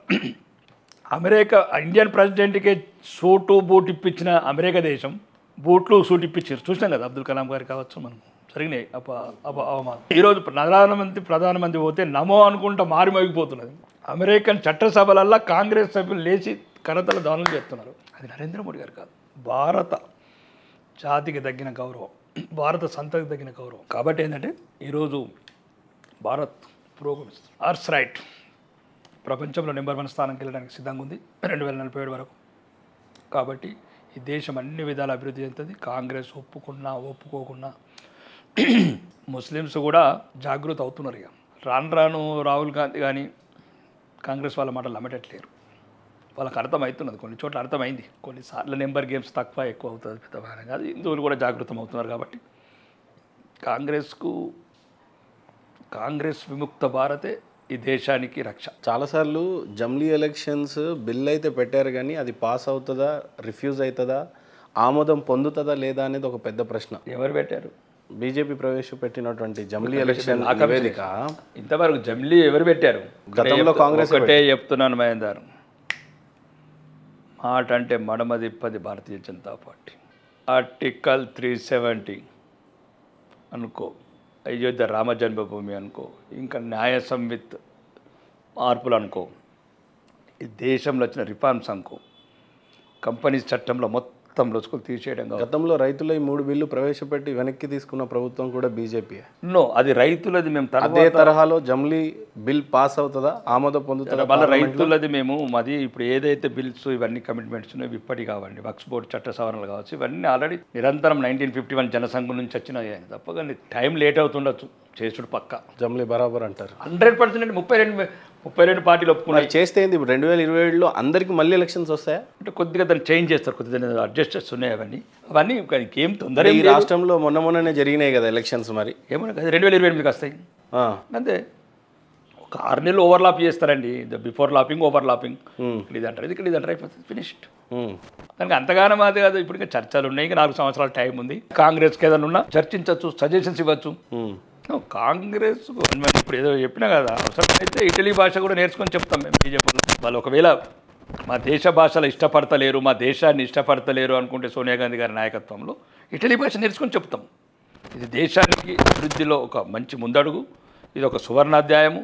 దీనివల్ల సంవత్సరానికి సుమారు 5 లక్షల కోట్ల మన జీడిపి పెరుగుతుంది. ఒక జీడిపి పెరిగితే మళ్ళీ ద్రవ్యోల్బణం తగ్గుతుంది, ద్రవ్యం తగ్గుతుంది, రేట్లు తగ్గుతాయి, పేద ప్రజలకు రేట్లు తగ్గుతాయి. ఇదంతా సైంటిఫిక్ డాటా ఇది. ఇప్పుడు రామ్నాథ్ కోవింద్ గారు ఇచ్చిన డాటా ఇది, దాన్ని మీరు చర్చించండి. దేశం మొత్తంలో కంగారు పెడుతున్నది ఏదైనా ఉందంటే ఇప్పుడు వక్ఫ్ బోర్డ్ ప్రాపర్టీస్ ప్రధానంగా ఎక్కడికి పోయినా వాళ్ళ ప్రాపర్టీసే ఎక్కువగా కనపడతా ఉన్నాయి. టెన్షన్ పెట్టే విషయం ఏంటంటే పార్లమెంటు, హైకోర్టు, సుప్రీంకోర్టు లాంటి ప్రాపర్టీస్ కూడా వాళ్ళ ఆధీనంలోనే ఉన్నాయని చెప్పి ప్రధానంగా వినపడతా ఉంది. అంటే ఆ చట్టం ఎంత దుర్మార్గంగా చట్టం చేసింది కాంగ్రెస్ ప్రభుత్వం. ఫస్ట్ ఈ చట్టం చేసిన వాళ్ళకి ఏం శిక్ష చేయాలా? సోనియా గాంధీ గారి నాయకత్వంలో చేసిన సెక్షన్ అది 30 ఏదో ఉంది, అసలు సెక్షన్ 3 అనుకుంటాను. అంటే సోనియా గాంధీ గారు కావచ్చు అప్పుడున్న ప్రభుత్వాన్ని ఏ రకంగా శిక్షించాలి? దీని వెనకాల పెద్ద విదేశ శక్తుల కుట్ర ఉంది, దేశ విభజనకు, దేశంలో ఈ మతాల మధ్యన చిచ్చు పెట్టడానికి. ఆ సవరణ తీసుకొస్తారు ఎవరన్నా అంటే దాంట్లో ఒక చిన్న సవరణ చెప్తున్నా, దయచేసి దీంట్లో చూసిన వాళ్ళు గమనించాల్సింది. దాంట్లో ఉన్న వక్ఫ్ బోర్డు ఉండి 2 సభ్యులు ఉంటారు ప్రైమరీగా. వాళ్ళు అనుకుంటే చాలు, వాళ్ళకి అనిపిస్తే చాలు. ఉదాహరణకు ఇప్పుడు మీ ఇల్లు ఉందండి, వాళ్ళకి అనిపిస్తే చాలు లేదా అనుకుంటే చాలు, లోపల ఒక నోటీస్ జారీ చేయొచ్చు, 24 గంటలు ఇల్లు కాల్ చేసిపోవాలి. ఇండియన్ కాన్స్టిట్యూషన్లో వక్ఫ్ బోర్డ్కి అంత పవర్ ఎలా లేదు? చేసిండు. వక్ఫ్ బోర్డు పెట్టడమే తప్ప. వక్ఫ్ బోర్డు పెట్టినప్పుడు సనాతన బోర్డు ఎందుకు పెట్టలే? ఇప్పుడు ముస్లిం పర్సనల్ లా బోర్డు పెడితే మాకు హిందూ పర్సనల్ బోర్డు ఎందుకు పెట్టలే? ఇప్పుడు ముస్లిం పర్సనల్ పవర్ ఇచ్చినట్టే కదా అల్టిమేట్గా. ముస్లిం పర్సనల్ లా ఇచ్చినప్పుడు హిందూ పర్సనల్ ఎందుకు పెట్టలేదు? వక్ఫ్ బోర్డు పెడితే సనాతన బోర్డు ఎందుకు పెట్టలేదు? మా దేవాలయం ఉంది కదా, ఎండోమెంట్ ఉంది కదా ఆల్రెడీ. మొత్తం అన్యక్రాంతం. అంటే అట్లాంటి కోరలు వీకిన చట్టం ఇస్తే ఎండోమెంట్ ఉండేది, బెండోమెంట్ ఉండేది. ఆడికేమో విషం కక్కే నాగబాబుని ఇచ్చినావు, మాకేమో నీరు కట్టి ఇచ్చినావు. మా తెలంగాణ నీరు కట్టి అంటారు, అది దానికి విషం ఉండదు. కాబట్టి అనేది ఏంటంటే ఈ వక్ఫ్ బోర్డు సవరణ అనేది అది ముఖ్యంగా ముస్లిం ప్రజల నుంచి ఎక్కువ డిమాండ్ వచ్చింది. సుమారు 4 లక్షల ఎకరాలది, రోజు 9 లక్షలు అయింది. రాను 9 లక్షలు కాదు, వాళ్ళు అనుకుంటే భారతదేశంలో. దానికి ఉదాహరణ ఏంటంటే ఒక పెద్ద ఆయన హైకోర్టు జడ్జి మధ్యప్రదేశ్లో అన్నాడు, అంటే ఒక చారిత్రక కట్టడం ఒక ప్రొటెక్షన్లో ఉంటాయి అవన్నీ. చారిత్రక కట్టడాలు అంటాం చూడు మనం, ప్రాచీన కట్టడాలు, అవి ఏం చేయరాదు. అట్లాంటి దాన్ని కూడా వక్ఫ్ బోర్డు క్లెయిమ్ చేస్తుంది. రెండోది ఏంటంటే 1500 సంవత్సరాల కింద ఈ తిరునల్వేలి కింద ఒక దేవాలయం, పెద్ద ఫేమస్ టెంపుల్, ఆ ఊరు మొత్తం వక్ఫ్ బోర్డు అంటుంది. అప్పటికి ఇస్లాం మతం పుట్టలేదు, కానీ పవర్స్ ఉన్నాయి. అంటే ఎట్లా ఇస్లాం మతం పుట్టక ముందే నీ ఆస్తి ఎట్లయింది? అంటే అంత దారుణంగా తయారు చేసిన చట్టాన్ని అని నేను ప్రజలకు తెలుసుకోవడానికి చెప్తున్నా. ఇస్లాం మతం పుట్టక ముందే ఆస్తి, అంతకుముందున్న గుడిని, ఆ ఊరినే మాదంటున్నారు తిరునల్వేలి దగ్గర. రెండోది ఈరోజు అలహాబాద్ హైకోర్టు కావచ్చు, అవి మనం కట్టిన పార్లమెంట్, కొత్త పార్లమెంట్ కావచ్చు, లేకపోతే ఎయిర్పోర్ట్స్ కావచ్చు, లేకపోతే కొన్ని గుళ్ళు కూడా. ఇప్పుడు వెంకటేశ్వర గుడి కూడా మనం మాదంటారు. 24 రోజులలో ఇప్పుడు మనం ఏదో కోట్లాది మంది కొలుచుకునే దేవత, మన కులదైవము, ప్రపంచవ్యాప్తంగా ఉన్న తెలుగు వాళ్ళ దైవము, భారతీయుల హిందువుల దైవం అని ఏదైతే బాలాజీ వెంకటేశ్వర స్వామి ఉన్నాడో, రేపు మార్నింగ్ ఇచ్చేయచ్చు. వాళ్ళు ఇచ్చేవాళ్ళు ఏమంటే ఇద్దరు సగం చదువుకున్న ముళ్ళలు ఉంటారు. ఏం తిరుమల కూడా మాదే అని అంత అనొచ్చు. అంతే, సేమ్ 24 hours కాల్ చేయాలి మనం. కాల్ చేయాలి, మళ్ళీ కాల్ చేసి కోర్టుకోరాదు. ఇంకా 5 ముళ్ళాలు ఉంటారు, దాంట్లో పోవాలా. ఈకే సగం చదువుకున్నాడు, ఆయనకి మొత్తం చదువుకున్నాడు. ఇక నువ్వు అంతకుడి దగ్గరకు క్షమాభిక్ష కోరుతావా? నువ్వు నోటీస్ ఇచ్చేసిన నువ్వు ఎక్కడైనా చట్టం ఏంటంటే కోర్టుకు పోతే, కోర్టు మన 2014లో ఒక కేసు వచ్చింది, ఆంధ్రప్రదేశ్ వర్సెస్ ఏదో ఉంది, అది ఇదే దీని మీద మన మధ్యప్రదేశ్లో వచ్చినట్టు. ఒక కోర్టు డైరెక్ట్గా చెప్పింది, ఆంధ్రప్రదేశ్ హైకోర్టు, మేము ఇన్వాల్వ్ కాలేము, ఆ కేసు కూడా నేను పంపిస్తాను కావాలంటే. ఇది మాకు ఉన్న పరిమితులు ఏంటంటే చట్టం ఆ రకంగా సవరణ ఉంది, మీరు పోతే మళ్ళీ వక్ఫ్ బోర్డుకి వెళ్ళాలి ట్రిబ్యునల్కు. ఎవడైతే హత్య చేసిండో ఆ అంతకుడు దగ్గరకు పోయి, ఎవడైతే మానభంగం చేసిండో మానభంగం దగ్గరకు పోయి మనం ప్రూఫ్ చేయించుకోవాలి మానభంగం కాలేదు. అట్లాంటి దారుణమైన చట్టాలు చేసిన పార్టీని ఏమనాలా? ఇప్పుడు సవరణల గురించి మాట్లాడుతున్న సెకండరీ, అంత దారుణమైన చట్ట సవరణలు చేసిన పార్టీని ఏమనాలా, నాయకులను ఏమనాలా? కాబట్టి కంపల్సరీ గమనించాల్సింది ఏంటంటే సోనియా గాంధీ గారి నాయకత్వంలో ఎట్లయినా విదేశీయులే, మన స్వదేశులు కాలేరు. రాహుల్ గాంధీ కూడా మన సంపూర్ణ భారతీయుడు కాదు, మన మతస్థుడు కాదు. ఈ దేశానికి ప్రథమ శత్రువు ఎవరైనా అవుతారంటే రాహుల్ గాంధీ గారు అవుతారు. మళ్ళీ గాంధీలు కూడా గారు, గాంధీలు కానీ గాంధీలు. కాబట్టి దయచేసి భారతదేశంలో ఉన్న హిందువులు, వీలైతే ముస్లిం సోదరులు కూడా, ఎందుకంటే మళ్ళీ మీరు విదేశీయులకు అప్పుడు మేమే కలిసి కొట్లాడినాము, ముస్లిమ్స్ హిందువులు కలిపి కొట్లాడినాం భారతదేశ స్వాతంత్రం గురించి. మళ్ళీ మనం విదేశీయుల చేతిలో మోసపోతే దేశం మళ్ళీ బానిసత్వంలోకి పోతుంది. దయచేసి వక్ఫ్ బోర్డు చట్టాల సవరణలకు మీరు సహకరించండి. దాంట్లో ఏం లేదు, దాంట్లో ఒక కోర్టు న్యాయబద్ధమైన ప్రక్రియ మొదలవుతుంది. మీరు ఎక్కడైనా చేసుకోవచ్చు. ఎట్లయితే ఇప్పుడు మిగతా మీరు ఎట్లా చేస్తున్నారో వక్ఫ్ బోర్డు కాకుండా వ్యక్తిగతంగా కూడా సుమారు 20 కోట్ల మంది ముస్లిమ్స్ ఉన్నారు, 25 కోట్ల మంది ముస్లిమ్స్ ఉన్నారు. మీరు ఎట్లయితే మీ వ్యక్తిగత వ్యవహారాలలో ఎట్లా కోర్టును అప్రోచ్ అవుతున్నారో అది కూడా కోర్టును అప్రోచ్ అవుతారు. కలెక్టర్ గారి దగ్గరికి పోతారు, కలెక్టర్ గారు కాకపోతే అట్లా ఎట్లయితే ఇప్పుడు మీరు ఎట్లా న్యాయ ప్రక్రియ ఎట్లయితే మీరు భారతదేశంలో ఉన్నప్పుడు ఎట్లయితే మీ మిగతా లావాదేవీలలో ఎట్లా అప్రోచ్ అవుతున్నారో దాన్ని కూడా అప్రోచ్ అవుతాం. ఎక్కడ కూడా మీకు ఇంతవరకు అన్యాయం జరిగింది, ఎక్కడ అన్యాయం జరగదు. సవరణలు కూడా ముస్లింల నుంచి ఎక్కువ డిమాండ్స్ వచ్చినాయి. ముస్లిం రాస్తులు కూడా వీళ్ళకి ముస్లిం ముళ్ళలకు నచ్చకపోతే వాళ్ళకే ఎక్కువగా ప్రమాదం పొంచి ఉంది. ప్రమాదం కాదు, వీళ్ళకి నచ్చకపోతే నోటి శిక్ష ఎత్తున్నారు ముస్లిమ్స్. మొన్న ఒక లేడీది వీడియో ఉంది, అదేనా ఏడుస్తుంది, తబ్బా తబ్బా అల్లా తోబా కరో हम लोगों का జిందగీ బర్బాద్ కియా కాన్ సే ఆయా జాలిమోనే ఐసా అని చెప్తున్నది ఆమె.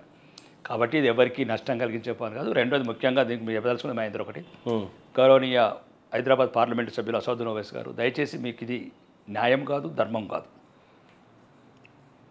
మీరు ఇంకా ఎవరో జమాతే ఇస్లాం మీద ప్రెసిడెంట్ ఆఫ్ ఇండియా ఉన్నాడు, అతను కూడా హైదరాబాద్ వాస్తవుడే. మొన్న నేను వీడియోలు చూశాను.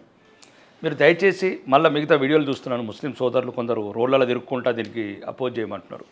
దయచేసి మీరు ఒక్కటి మాత్రం ప్రజలను మాత్రం తప్పుదో పట్టించండి. మీరు ఏమంటున్నారంటే మసీదులు లాక్కుంటారు, మద్రాసాలు లాక్కుంటారు, దర్గాలు లాక్కుంటారు, కబ్రస్థాన్లు లాక్కుంటారు అని 4 ప్రధానంగా చెప్తున్నారు. అల్లా మాఫియాడ్ అంటున్నారు. దయచేసి అసదుద్దీన్ ఓవైసీ గారు, भाई साहब आपके लिए मैं बोल रहा हूँ, जब आप लोग जो गलत इल्ज़ाम जो ये वक्फ बोर्ड के ऊपर जो फैला रहे आप लोग, ये गलत है सरासर. अल्लाह भी आप लोगों को नहीं मानेगा. आपका कुछ जो भी है मस्जिद के लिए हमारा जान देने के लिए तैयार है. मस्जिद, मदरसा, कब्रस्तान, जो दरगाह जो भी रहेगा उसका कोई भी हिंदुस्तान के अंदर कई बार मस्जिद के ऊपर कुछ ये जो उसका नुकसान होता है तो हम लोग जान बाजी पे लगाएगा, जान हथेली पे लगाएगा. हम सोएगा वो मस्जिद के सामने, जो भी मिशन आएगा तो मेरा बदन को ऊपर से जाने दो. वो मस्जिद के लिए हम लोग है हिफाजत, वो दरगाह के लिए हम लोग हिफाजत है, वो मदरसे के लिए हम हिफाजत. लेकिन हम लोग ये नहीं है, आप गरीब मासूम मुसलमान भाई लोगों के लिए आप नफरत मत फैलाओ. इसके लिए ये नहीं है जो वक्फ बोर्ड जो चेंजेस कर रहा, वो नहीं है. जो आप लोग जो चाहिए गरीबों का, जो किसानों का जो ज़मीन ले रहे, गरीब किसान 100 सालों से उसका माँ बाप ने, उसका दादा परदादा ने जो कमा के 1-2 एकड़ लाया. आओ आप आओ आसाद भाई, जहीराबाद जाएंगे, 1000 एकड़ ऐसे नोटिस इशू किया. आओ हमारा आर्मूर में आओ, मैं दिखा दूँ. अकबर भाई आओ, आप लोग प्लीज़ मेहरबानी करके अल्लाह के लिए आप लोग, आप जो मानते हैं अल्लाह को, हम जो मानते हैं भगवान, वो दोनों के लिए आप ऐसा मतलब एक इल्ज़ाम, एक गलत इल्ज़ाम, झूठा इल्ज़ाम हमारा जो भाजपा के ऊपर, हमारा नरेंद्र मोदी जी के ऊपर, ये देश के ऊपर, ये धर्म के ऊपर आप जहर मत डालो. आपका जो भी है उसके लिए हम जान देने के लिए तैयार है. कोई हिंदुस्तान के अंदर कोई मस्जिद को टच नहीं करेगा, कोई दरगाह को टच नहीं करेगा, कोई मदरसा को टच नहीं करेगा, कोई कब्रस्तान टच नहीं करेगा. जो आप लोग लूट रहे, जो एक गलत 2013 का जो अमेंडेड की वजह से जो लूट रहे गरीबों का, जो मुसलमान लोगों का, गरीब मुसलमान लोगों का, गरीब किसानों का, गरीब औरत का, गरीब लावारिस लोगों का जो लूट रहे हैं ना, वो जगह प्लीज़ आप छोड़ दीजिए. वो आपके लिए भी अच्छा नहीं है. अल्लाह भी कहीं पर बोला नहीं है गरीबों का लेने के लिए, मासूमों को लेने के लिए, मजबूरों को लेने के लिए, किसानों को लेने के लिए कहीं पर आप लोगों को अल्लाह ने नहीं फरमाया. जो आप लिए इतना ही है, आपके लिए मैं इतना ही प्रेयर कर रहा हूँ, आप मन्नत मांग रहा हूँ. जो भी आप लोगों को जो अच्छा एक दिल दिए ऊपर वाले ने, आपका अल्लाह ने, हमारा भगवान ने भी दोनों मिलके भी एक आप कच्चा दिमाग दिल देने के लिए मैं ऊपर वाले से मन्नत मांगता हूँ. పైడి రాకేష్ రెడ్డి గారు రీసెంట్గా అసెంబ్లీలో అంటే నోరు లేని మిడిల్ ఈస్ట్కి పొట్ట చేతిలో పట్టుకొని బ్యాగులు పట్టుకొని ప్రయాణమై గల్ఫ్ బాధితులు బస్ ఏమో కరీంనగర్ ఆర్మూర్ నిజామాబాద్ నుంచి ప్రయాణమై స్టార్ట్ అయినప్పుడు కన్నీళ్ళు అక్కడ స్టార్ట్ అవుతాయి. ఇంటి గడప నుంచి పెళ్ళం బిడ్డలు ఏడుస్తూ తండ్రిని సాగనంపుతూ ఉంటారు. బస్ స్టాండ్లో నుంచి పడితే ఎయిర్పోర్ట్కి రీచ్ అయ్యేంత వరకు ఏడుస్తూనే ఉంటాడు. ఫ్లైట్ ఎక్కేంత వరకు ఏడుస్తూనే ఉంటాడు. పొట్ట చేతుకొని పట్టుకొని దుబాయ్కి దిగిన తర్వాత అక్కడ ఎలాంటి వర్కులు ఉంటాయి అన్నది తెలియదు. గల్ఫ్ బాధితుల గురించి ప్రధానంగా అన్ని పార్టీలు గతంలో నుండి కూడా గత ప్రభుత్వాలు కూడా ఒక డెడికేటెడ్ ఫండ్ అలాట్ చేసింది. వాళ్ళకి ఇంతవరకు అయితే ఏ న్యాయం జరిగినట్టు కూడా కనపడట్లేదు. గల్ఫ్ బాధితుల గురించి వాళ్ళ పక్షాన్ని నుంచి మాట్లాడాలంటే ఏం మాట్లాడతారు? మీరు అక్కడికి వెళ్ళిన తర్వాత ఏం పని చేస్తారండి గారు? ఎండటి ఎండలు మనము 30-35 డిగ్రీలకే ఇళ్లలో ఏసీలు వేసుకొని పడుకునే మనము అక్కడ చూడండి ఒకసారి 60 డిగ్రీల ఎండలల్లా 3 సార్లు వాళ్ళ యూనిఫామ్ తడిసిపోతుంది. వాడి కన్నీళ్ళు వాడి చెమట చుక్కలు ఒక్కటవుతాయి. ఆ ఎండల్లో పనిచేసిన బిడ్డలు సరైన పట్టించుకునే వాళ్ళు లేక సరైన అవగాహన లేక అశ్వులు పాస్తే అనాథాలుగా ఆ శవాలను తీసుకురావడం కూడా కష్టమవుతుంది మాకు. సుమారు నేను ఎమ్మెల్యే అనగానే 50 శవాలు తెప్పించాను. పెట్టెకు కథ. పెట్టెలున్న శవం మాట్లాడది. ఇక్కడ భార్య పిల్లలు ఫోన్ చేస్తారు, అన్న ఎప్పుడు వస్తుంది, అన్న ఎప్పుడు వస్తుంది. ఏం చెప్పాలో అర్థం కాదు. అక్కడ అదే చెప్పాను కదా, ఇప్పుడు సౌదీలో ఉన్న ఇర్ఫాన్ కావచ్చు, దుబాయ్లో ఉన్న మసద్దీను, మహేందర్ రెడ్డి కావచ్చు, బైరన్లో ఉన్న రాజు, వెంకట్ కావచ్చు, వీళ్ళందరూ సాయం తీసుకుంటా బతిమలాడుకుంటా వారం రోజులకు శవం తెప్పిస్తున్నాం. ఈ కనికరం లేని కసాయి దక్షిణ తెలంగాణ ముఖ్యమంత్రి ఈ మా కర్మ ఏంటంటే ఉత్తర తెలంగాణకే పరిమితమైన గల్పు వలసలు సుమారు 54 సంవత్సరాలు అంటే 2 తరాలు అన్ని కోల్పోయిన బిడ్డలు. ఆ బాధ నేను అనుభవించాను కాబట్టి నాకు ఒక రకమైన ఇబ్బందికరం ఉంటుంది. ఇది అంటే వేరే సబ్జెక్టులు అంటే ఫ్రీగా మాట్లాడగలుగుతా కానీ ఈ గల్ఫ్ సమస్యను ఫ్రీగా మాట్లాడలేను. రోజొక్క పెట్టి నా గురించి ఎదురు చూస్తుంది. ఏం చేయాలో అర్థం కాదు, ఎవరిని అనాలో అర్థం కాదు. శాసనసభ్యుడు కూడా ఏం చేయలేకపోతున్నా. ఈ దుర్మార్గమైన ప్రభుత్వం. అదే మరి కొడంగల్కు, ఖమ్మంకు, నల్గొండకైతేనేమో అర్ధరాత్రి సంతకాలు పెడతారు ఈ మంత్రులు. అది మొక్కంగా మొరాలకు ఇచ్చినట్లు మొన్న ఒక తూతూ మంత్రంగాలతో కొంతమందిని పిలిచి నేను ప్రధాన డిమాండ్ లెవ్వి చేశాను అన్ని పక్కన దోసేసి ఓన్లీ ఒకటే ఒక కోరిక ఆమోదించిండు. ఇది మోసపూరిత ప్రభుత్వం. ఇది ఉత్తర తెలంగాణ బిడ్డల పాలిట శాపమైన ప్రభుత్వం. చెప్తున్నా, దమ్ముంటే నన్ను విలువండి చర్చలకు. ఆ చర్చల వాళ్ళకు నా పొన్నం ప్రభాకర్ అని అడుగుతున్నా, ఆది శ్రీనివాసన్ అని అడుగుతున్నా, గౌరవనీయ ముఖ్యమంత్రిని అడుగుతున్నా, దక్షిణ అంటే మా బిడ్డల మీద మా పొన్నం తెలంగాణ ఆది శ్రీనివాస్ అన్న భుజం మీద పెట్టి తుపాకీలు కలుస్తారా మమ్మల్ని? చెప్పండి ముఖ్యమంత్రి గారు. నేను ఏమడిగాను? నిండు అసెంబ్లీలో ఎవరు ఈనని, ఎవరు గనని, ఎవరు చూడని ఎడారి బిడ్డల కన్నీటి కదని చెప్తే కూడా కన్నీరు రాలేదు, హృదయం సొంతలేదు. ఏదో రొటీన్గా 2 ఉత్తర తెలంగాణ బిడ్డల మీద తుపాకీ పెట్టి శ్రీధర్ బాబు గారు, మీరు గౌరవనీయ మంత్రులు, సీనియర్ మంత్రులు, అన్న ఇది మంచిది కాదు, మీకు న్యాయం కూడా కాదు. మీరు దయచేసి కొద్దిగా ఉత్తర తెలంగాణ రక్తం మీలో నాయకుల మధ్యన ప్రవహిస్తే వెంటనే 1000 కోట్లు పెట్టండి అన్న. 1000 కోట్లు పెట్టండి. తెలంగాణ భవన్ ఇమ్మీడియట్గా కట్టించండి అన్న. అక్కడ సౌదీలో కానీ దుబాయ్లో కానీ. నేను మొన్న చెప్పాను అన్న, ఆల్రెడీ 4 ఎమ్మెల్యేలము 4 ఆఫీసర్లను కమిటీకి వెళ్దాము. ఇప్పుడు దుబాయ్ ప్రభుత్వము 2 నెలల అమ్నెస్టీ క్షమభిక్ష పెట్టింది. ఆ క్షమభిక్ష పెట్టినప్పుడు వేలాది మంది ఇల్లీగల్ ఇమిగ్రెంట్స్ ఉన్నారు. మళ్ళీ వాళ్ళు 10-12 సంవత్సరాల నుంచి జైల్లో ఉండవలసి వస్తుంది, 2-3 సంవత్సరాలు. ఇమ్మీడియట్లీ సుమారు ఒక 50 కోట్లు కేటాయించి వాళ్ళకి టికెట్లు ఇచ్చేస్తే 10-12 ఏళ్ళ నుంచి భార్యకు, తల్లికి అందరికీ దూరమై, భార్యకు అందరికీ దూరమై 12-15 సంవత్సరాల నుంచి ఉన్నారు. వాళ్ళకి ఇప్పుడు దుబాయ్ ప్రభుత్వం క్షమభిక్ష పెట్టింది. ఆ క్షమభిక్ష పెట్టినప్పుడు ఇప్పుడు మనం టికెట్లు కొన్ని ఇండియన్ ఎంబసీకి కొన్ని ఇక్కడ ఏమంటారు అవి రెసిడెన్స్ ప్రూఫ్స్ ఇమీడియట్లీ పంపాలి మనం ప్రభుత్వం తరపు నుంచి. ఆధార్ కార్డు కావచ్చు, లేకపోతే విలేజ్ సెక్రటరీ కావచ్చు, అవసరమైతే కలెక్టర్ కావచ్చు. ఈ 3 పంపితే ఇమీడియట్లీ అక్కడ ఎగ్జిట్ పాస్పోర్ట్ ఇస్తారు. ఎగ్జిట్ పాస్పోర్ట్ ఇస్తారు. 12 ఏళ్ళ నుంచి ఓవర్ స్టే ఉన్నా కానీ వాడు టికెట్ తీసుకొని డైరెక్ట్ ఎయిర్పోర్ట్కి రావచ్చు. అచ్చా. లేకపోతే ఆడు మళ్ళీ 2 సంవత్సరాలు జైల్లో ఉండాలి. కానీ మంచి అవకాశం కదా, మరి మంచి అవకాశం కదా గల్ఫ్ సోదరులను. అవును, నేను అదే చెప్పాను. నన్ను పిలవండి అంటే నన్ను పిలవలేదు ఆ సమావేశానికి. తూతూ మంత్రంగా ఏదో 15 తారీఖున సమావేశం పెట్టి ఆ ఓడిపోయినోడిని, ఊరుంచినోడిని, ప్రజలు తిరస్కరించిన వాళ్ళని అందరినీ తీసుకొచ్చి అట్లా కూర్చుండబెట్టుకొని వీళ్ళు చెప్పిన దానికి అనుకుని డూడు బసవనలాగా చేసినారు. ఇప్పటికి నేనే అంటున్నాను, ఓకే 5 లక్షలు చచ్చిన సవన్ అన్న. 5 లక్షలు కాదన్నా 10 లక్షలు. ఆ కుటుంబం ఎట్లా బతుకుతుందన్న 5 లక్షలు? ఇప్పుడు పెరిగిన ధరలు కావచ్చు, వాళ్ళకున్న చంటి బిడ్డల భవిష్యత్తు కావచ్చు, చదువులు కావచ్చు, వాళ్ళ జీవన పోది కావచ్చు. కాదు, నేను చెప్పిన ఒకటి 1000 కోట్లు మీరు పెట్టిన దాకా వదిలేది లేదు. లేదంటే మా ప్రభుత్వం వచ్చినాక దానికి సరైన తగిన రీతిలో మేము పెడతాము.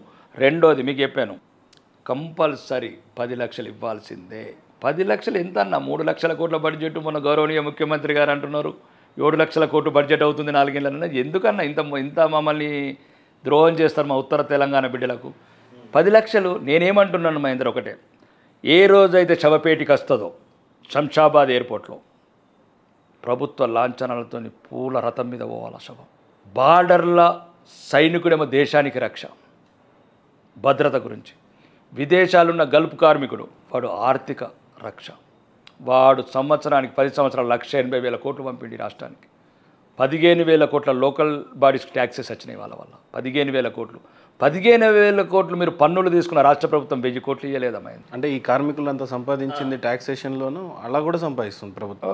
ప్రభుత్వం సుమారు 15,000 కోట్లు. ఇప్పుడు ఎవరో జైత్యాలు నార్మూర్లు ఉన్నోడికి ఏమైంది, అక్కడ నుంచి వాళ్ళు ఇంటికి పంపించుకుంటారు 10,000. ఆ 10,000 వచ్చిన తర్వాత ఆమె పప్పు, ఉప్పు, కారము, పొడి ఇవన్నీ కొనుక్కుంటుంది, పిల్లలకు బట్టలు కొనుక్కుంటుంది, స్కూల్ ఫీజు కడుతుంది, బస్సులు కడుతుంది, పెట్రోల్ కొంటారు. అన్నిట్లకి వీళ్ళకి పనులు వచ్చినట్లే కదా. 60 డిగ్రీలలో ఎండిపోయి ఏడ్చిపోయి చచ్చిపోయి ఒట్టిపోయినోడు పైసలు పంపిస్తే మీరు దుర్మార్గులాగా ట్యాక్సులు చేసే దాని వాళ్ళకు మీరు మంచి చేయరా? వీళ్ళ పరిస్థితులు ఎలా ఉంటాయన్న? ప్లాస్టిక్ కవర్లు అన్నం కట్టుకొని పోతారంట పొద్దున 3:30కి లేచి బస్సులో. మరీ దారుణం అది. ఎట్లుంటుంది అసలు ఇలా? అంటే మీరు చూశారు కదా ఆ జీవితం. అంటే ఇప్పుడు ఒకటి, ఇక్కడ ఉద్యోగాలు లేవు. నేను అదే చాలా విషయాలు చెప్తున్నాను. ఎందుకంటే ఇక్కడ ప్రభుత్వ పథకాలు కూడా భూమి ఉన్నోడికి అన్ని ఉన్నోడికి కొన్ని రకమైన పథకాలు. బువ్వ లేనోడి గురించి భూమి లేనోడి గురించి ఆలోచించమని నేను అంటున్నాను.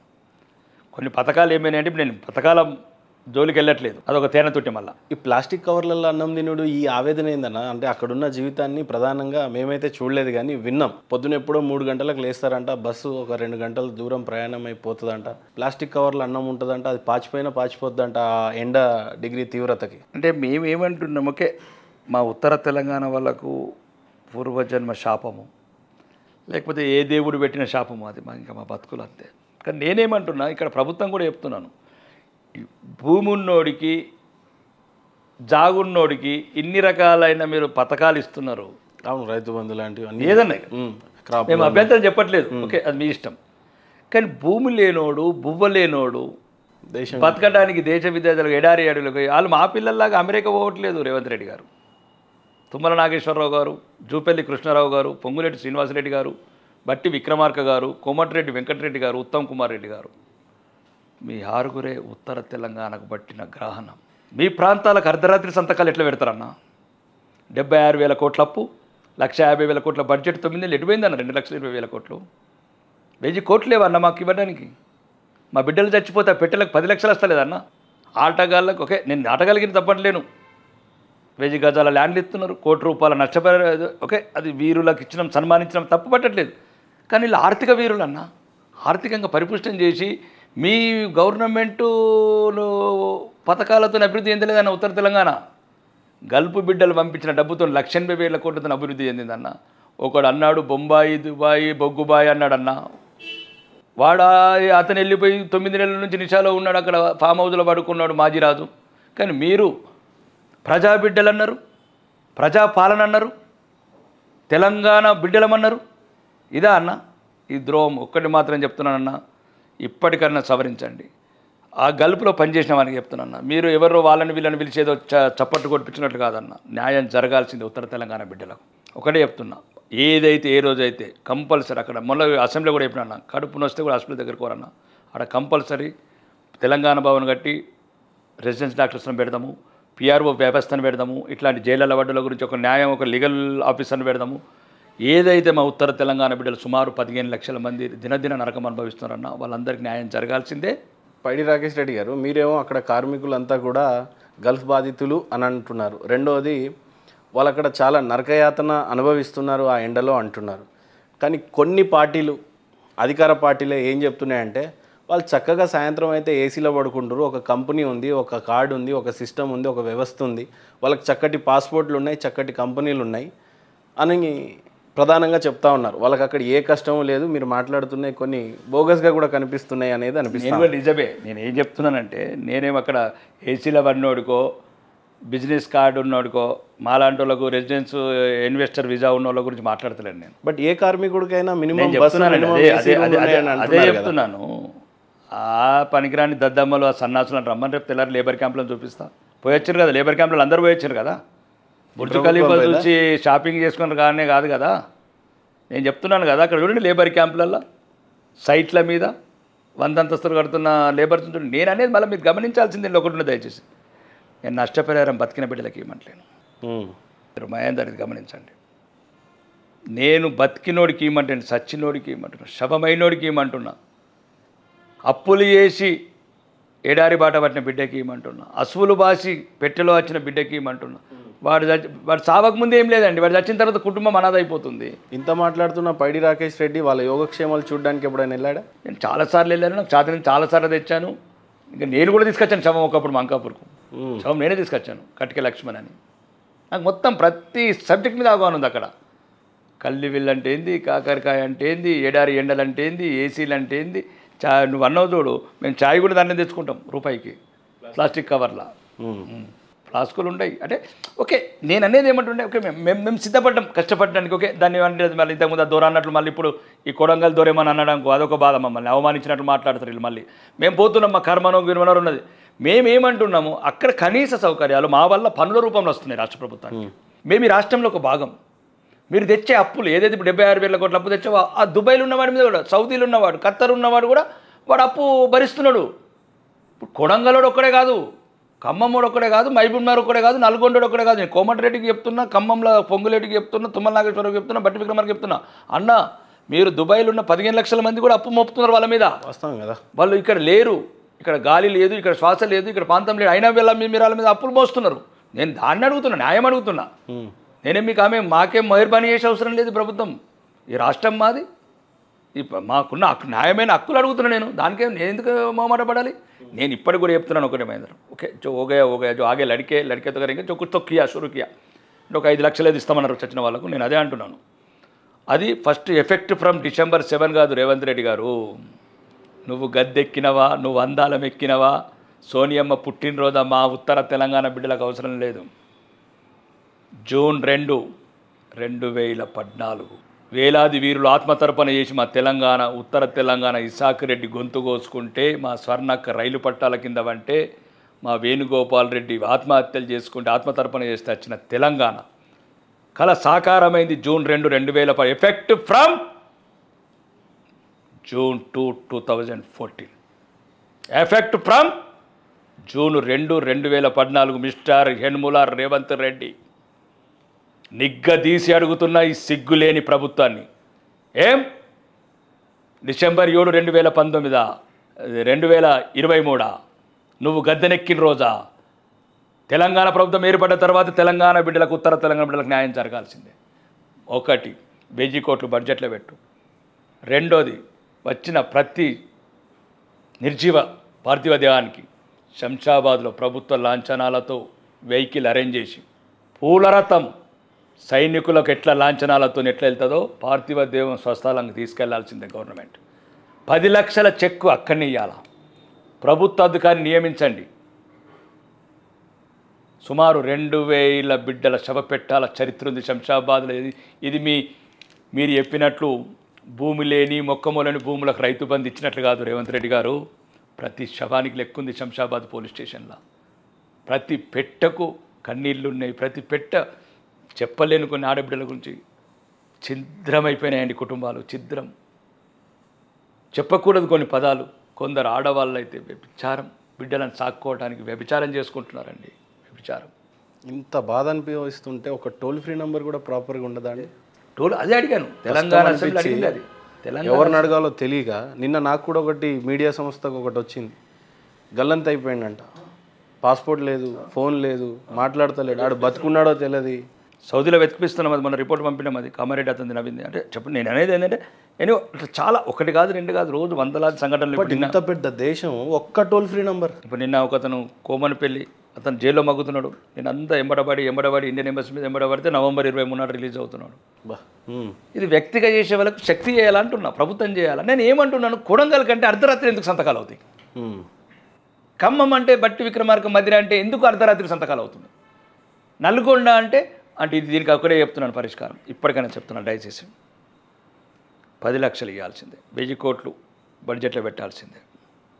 రెండోది, ఈ ఏవైతే మిస్సింగ్ అయినాయి వీళ్ళందరి రేషన్ కార్డులల్లో పేర్లు, రేషన్ కార్డులు వెంటనే పేర్లు అమెండ్మెంట్ చేయాలి. స్పెషల్గా గల్ఫ్ వాళ్ళకి అలా పాస్పోర్ట్ చూసి అలా వీసా చూసి వాళ్ళ వీసా పాస్పోర్ట్ చూసి ఇమీడియట్ అమెండ్మెంట్ చేయాలి. ఆర్డీఓలే వల్ల ఇమీడియట్. మీరు మిగతా వాళ్ళకి టైం తీసుకోండి, కానీ వీళ్ళకి వెంటనే ఆపండి. ఎందుకంటే వాళ్ళ పిల్లలకు హాస్టల్లో సీట్లు దొరుకుతలేవు.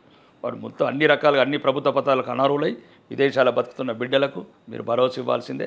ముఖ్యంగా ఇక్కడ ట్రైనింగ్స్ కావచ్చు, న్యాక్ సెంటర్లలో కావచ్చు ట్రైనింగ్స్ ఇవ్వాలా. వచ్చిన వాళ్లకు అవుట్ సోర్సింగ్లో ఉద్యోగాలు ఇవ్వాలా, గవర్నమెంట్ సంస్థలల్లో. ఇవన్నీ గల్ఫ్ బిడ్డలకు ఇవ్వాలా. చేయడానికి ఏదో మెహర్బానీ కాదు, వాళ్ళ కష్టార్జితంగా మనకు ప్రభుత్వం సుమారు 1000 కోట్లు ట్యాక్స్ తీసుకుంటుంది స్థానిక సంస్థల ద్వారా, స్థానిక పన్నుల ద్వారా. కాబట్టి చేయాల్సిందే. చేయకపోతే ఉత్తర తెలంగాణ ముఖ్యమంత్రి అయ్యేది పక్కా.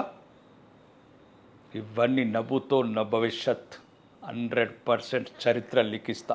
బాధ్యత కలిగిన శాసనసభ్యుడిగా, బాధ్యత కలిగిన మీడియా ఛానల్గా ఏమాత్రం అవకాశం ఉన్న దుబాయ్లో ఉన్న కార్మిక బిడ్డల ఆవేదనను చూపించడానికి మేము సిద్ధంగా ఉన్నాం. ఏమన్నా ఛాన్స్ మీరుంటే ఆ బిడ్డలు మీలాంటి వాళ్ళు చూస్తే బాగుంటుంది, పలకరిస్తే బాగుంటుందని చాలామంది మీరు మాట్లాడిన అసెంబ్లీలో మాటల తర్వాత మీకు పాలాభిషేకాలు కూడా చేశారు. సో ఏమాత్రం అవకాశం ఉన్నా signature studio with Rakesh Reddy గారు చలో దుబాయ్ అని ప్రయాణమై వెళ్ళడానికి నేను సిద్ధంగా ఉన్నాం, అవకాశం కల్పిస్తే. చాలామంది గల్ఫ్ సోదరులు ఫోన్లు చేస్తున్నారు, అన్న మీరు రావాలి. వేలాది మంది ఒక 50 సంవత్సరాల తర్వాత మా బాధని మా గుండెని కదిపినోడు ఒక నాయకుడు తెలంగాణ అసెంబ్లీలో ఉన్నాడు. అమెరికా బిడ్డలు ఉన్నారు. నిజంగానే గతంలో ఏ నాయకుడు కూడా అసెంబ్లీలో కార్మికుల గురించి, గల్ఫ్ బాధితుల గురించి మాట్లాడింది మేమైతే చూడలేదు. అవును, అందుకోసం వాళ్ళు కూడా చాలామంది ఏడ్చుకుంటూ ఫోన్ చేశారు, ఏడ్చుకుంటా చాలామంది. ఈ రోజు కన్నా మాకు గొంతిన పడ్డది తెలంగాణ అసెంబ్లీలో. మా గురించి ఒక్కడున్నాడు అన్న మా గురించి అని చాలామంది ఫోన్ చేశారు. వాళ్ళు కూడా చాలామంది ఇన్వైట్ చేస్తున్నారు.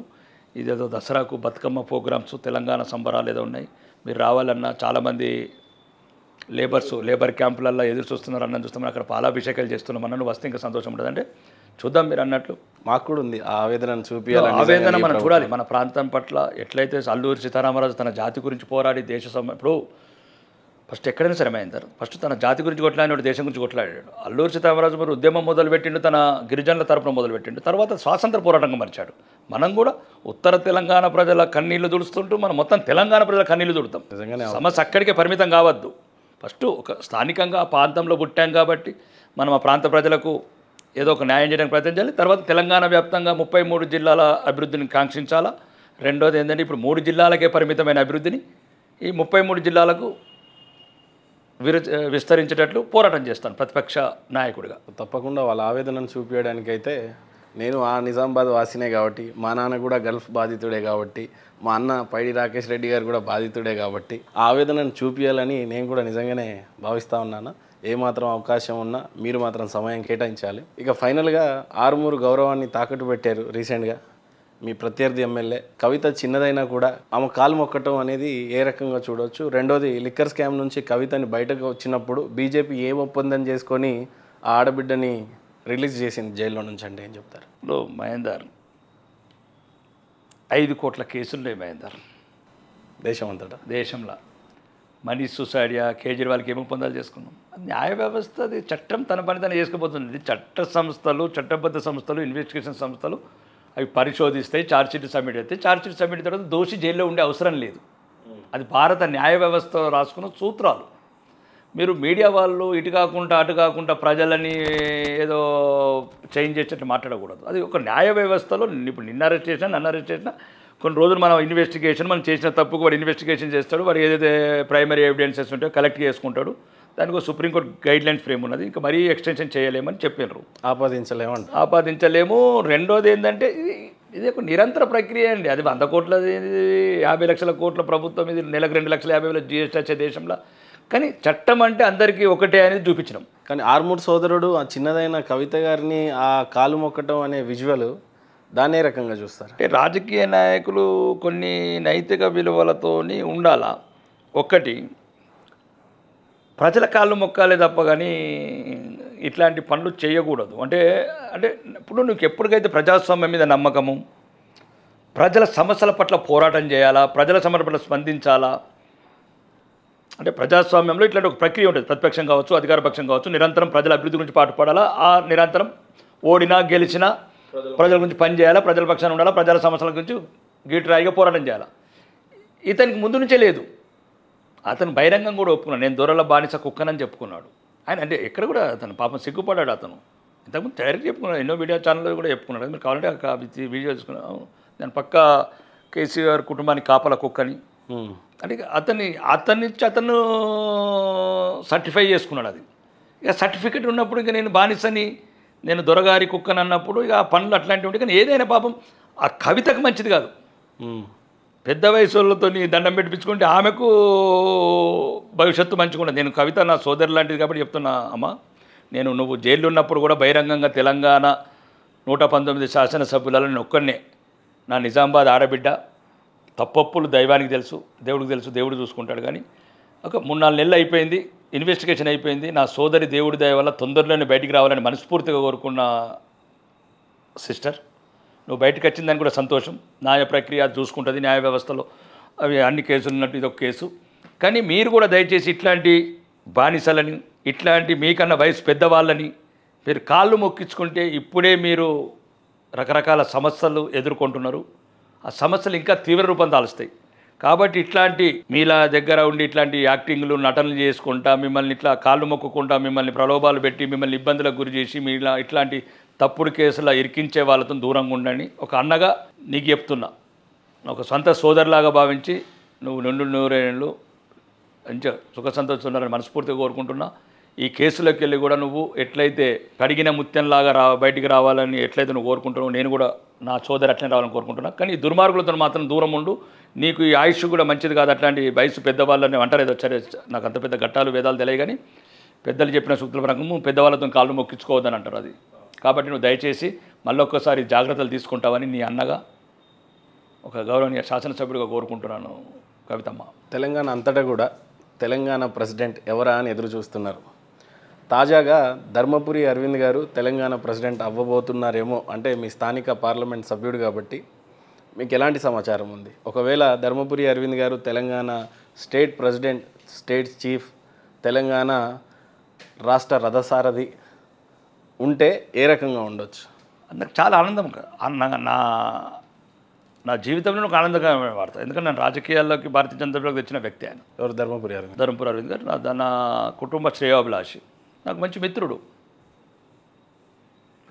కాబట్టి ఇప్పుడు మహేందర్ గారికి ఏదైనా మంచి పదవి వచ్చిందనుకో, మంచి కారు కొన్నాడు అనుకో, మంచి ఛానల్ పెట్టాడు అనుకో, నేను గర్వపడతాను, సంతోషపడతాను. నేను కూడా అరవింద్ జీవితంలో కానీ ఎటువంటి రాజకీయ పదవులు కావచ్చు, వ్యక్తిగతంగా అతని విజయాలు కావచ్చు, అతని కుటుంబ పరంగా విజయాలు కావచ్చు, ప్రతిదాన్ని కూడా నేను సంతోషపడతాను, ఆనందిస్తాను, కావాలని కూడా కోరుకుంటున్నాను. రీసెంట్గా వాళ్ళ నాన్నగారు కాలం చేశారు, డి శ్రీనివాస్ గారు. సంతాపం తెలియజేయడానికి మీరు కూడా వెళ్ళారు. అవును. ఎలాంటి ధైర్యం చెప్పారు?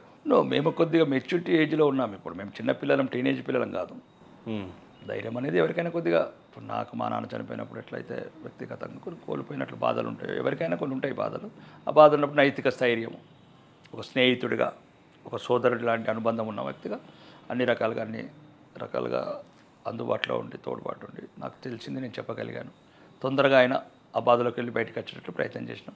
దేవుడి దయ వల్ల అతను ఆ బాధలోకి వెళ్ళి కోలుకుని తొందరగా ప్రజా జీవితంలోకి వచ్చాడు. ప్రజా సమస్యల గురించి పోరాడుతున్నాడు. ఫైనల్గా 2 తెలుగు రాష్ట్రాల ప్రజలకి పైడి రాకేష్ రెడ్డి గారు ఏం చెప్పాలి అని అంటే ఏం చెప్తారు? 2 తెలుగు రాష్ట్రాల ప్రజలకు ఒకటి మాత్రం చెప్తాను. మనము ప్రాంతాలుగా విడిపోయిన మనసులుగా భౌతికంగా కలిసే ఉన్నాము. అంటే నాకు తెలిసి అసలు ఏ రాష్ట్రం విడిపోయినాక కూడా ఇంత ఆత్మీయతతో లేదు ఏది. కాబట్టి కొద్దిగా ఆంధ్ర ప్రాంత నాయకులే కొద్దిగా పెద్ద మనసు చేసుకొని ఆంధ్ర రాష్ట్రంలో తెలంగాణ వాళ్ళని గౌరవించడం నేర్చుకోండి, తెలంగాణ వాళ్ళని ప్రేమించడం నేర్చుకోండి. అది మీకే మంచిది. లేకపోతే మళ్ళీ ఏ రకంగా ఇప్పుడు అనుభవిస్తున్నారో ఈ సమస్యలు ఇంకా ఇబ్బందికరంగా ఉంటుంది. మీరు కొద్దిగా ఒక దేవుడి దైవభీతి వల్లన్నా మీరు తెలంగాణ ప్రజలను ప్రేమించడం నేర్చుకోండి, తెలంగాణ ప్రజలను గౌరవించడం నేర్చుకోండి. ముఖ్యంగా ప్రస్తుత ప్రభుత్వానికి చెప్తున్నా, నారా చంద్రబాబు నాయుడు గారికి చెప్తున్నా, సార్ 9 నెలలు అవుతుంది, మీరు కూడా ప్రభుత్వం వచ్చి సుమారు 3-4 నెలలు అవుతుంది, మీకు కూడా లెటర్ పెట్టాను. తిరుమల లాంటి దర్శనాలు తెలంగాణ బోర్డు పెట్టారు, మరి అంత అవమానపరిచే అవసరం లేదు సార్. మాకు ఏం చేశారు? తెలంగాణ శాసనసభ్యుల లెటర్లు ఆమోదించము. కానీ ఇంతవరకు మీరు ఆమోదించ బహిరంగంగా అప్పుడు ఏదో బ్రిటిష్ హయాంలో కూడా కుక్కలకే ప్రవేశం అన్నట్టు తెలంగాణ శాసనసభ్యుని ఆ రకంగా అగౌరవపరుస్తున్నారు. ఇది మంచిది కాదు మీ రాష్ట్రానికి. ఎందుకంటే హైదరాబాదులో సుమారు 40% ఆంధ్ర వాళ్ళు లక్షలాది కోట్ల ఆస్తులతోని సంతోషంగా ఉన్నారు. అంటే తిరుమలలో మీ లెటర్స్ పనిచేయట్లేదా అండి? అంటే ఇంతకుముందు పనిచేయాల సమస్య అనుకుంటే ఒకటి నేను నారా చంద్రబాబు నాయుడుకి మాత్రం డైరెక్ట్గా చెప్తున్నా, మీ దగ్గర 175 మంది ఎమ్మెల్యేలకు బహిరంగంగా చెప్తున్నది, బహిరంగంగా నా విజ్ఞప్తి అనుకోండి, లేకపోతే నా ముందస్తు సూచన అనుకోండి. ఇది ప్రాంతాల మధ్యన వైషమ్యాలు రెచ్చగొట్టడానికి ఇట్లాంటి ప్రవర్తించాడు మీ ఈవో గారు. ఎవరో చౌదరి ఉన్నాడు, మరి ఎక్కువ చదువుకుని ఐఏఎస్ పాస్ అయిందా, లేకపోతే ఎక్కువ టాప్ ర్యాంక్ వచ్చింది ఇండియాలో, ఇంత తెలివి ఎట్లా వచ్చిందో.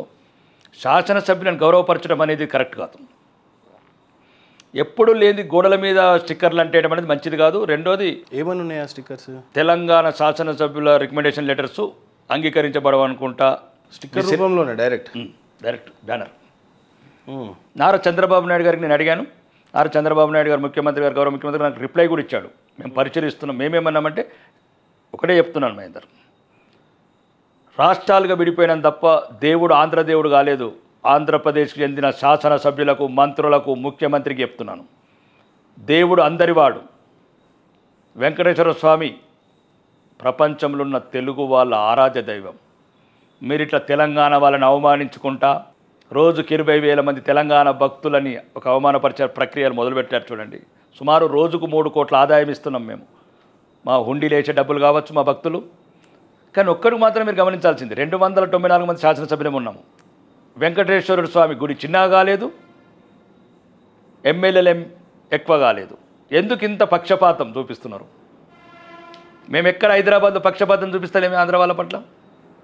దయచేసి ఒక మంచి మనసుతో, మంచి హృదయంతో మా గౌరవనీయ శాసనసభ స్పీకర్ కూడా మిమ్మల్ని కలిసి ప్రత్యేకంగా రిక్వెస్ట్ చేయడం జరిగింది. గౌరవనీయ శాసనసభ సభాపతి, మా తెలంగాణ శాసనసభ్యుల పెద్ద దిక్కు, కనీసం ఇప్పటి వరకు చలనము లేని ప్రభుత్వం.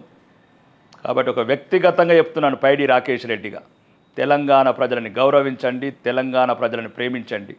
మళ్ళా కడుపులో విషం పెట్టుకొని కౌగులించుకునే ప్రవర్తన చేయకండి అని వ్యక్తిగతంగా మీ అందరికీ విజ్ఞప్తి చేస్తున్నాను. రాజకీయ వ్యవస్థకు, ఆంధ్రప్రదేశ్ రాజకీయ వ్యవస్థకు తొందరలోనే మీ ఆంధ్ర శాసనసభ్యులు ఎట్లయితే రికమెండేషన్ లెటర్లు అక్సెప్ట్ చేస్తున్నారో, తెలంగాణ శాసనసభ్యుల రిక్వెస్ట్ లెటర్స్ అక్సెప్ట్ చేయండి.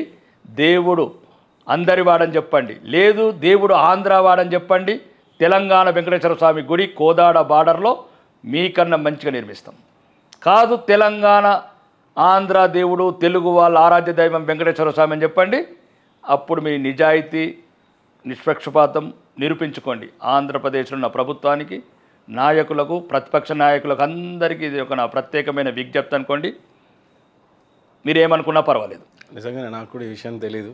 నిజంగానే ఇది ఆమోదించాలి చంద్రబాబు నాయుడు. ఆయన చాలా మంచి వ్యక్తి, ఖచ్చితంగానే ఆమోదించుతాడని మనస్ఫూర్తిగా కోరుకుంటూ, ప్రతి నిమిషం ప్రజల పక్షం. ఇందాక నేను ఫోన్లో మాట్లాడినప్పుడు మీరు ఒక మాట అన్నారు, మీ ఆఫ్ఘనిస్తాన్ ఫ్రెండో పాకిస్తాన్ ఫ్రెండో మీ డ్రైవర్. డబ్బులున్నోడికి ఏదైనా జరుగుతుంది, ఎవడైనా మద్దతు ఇస్తాడు. పేదోడి పక్షాన మాట్లాడడానికి పేదోడు గొంతుగా కావాలి అని చెప్పి ఆనాడు నుంచి ఈనాడు వరకు నిరంతరం ఆ కృషి నిజంగానే అనువుగా కనపడుతూనే ఉంటుంది.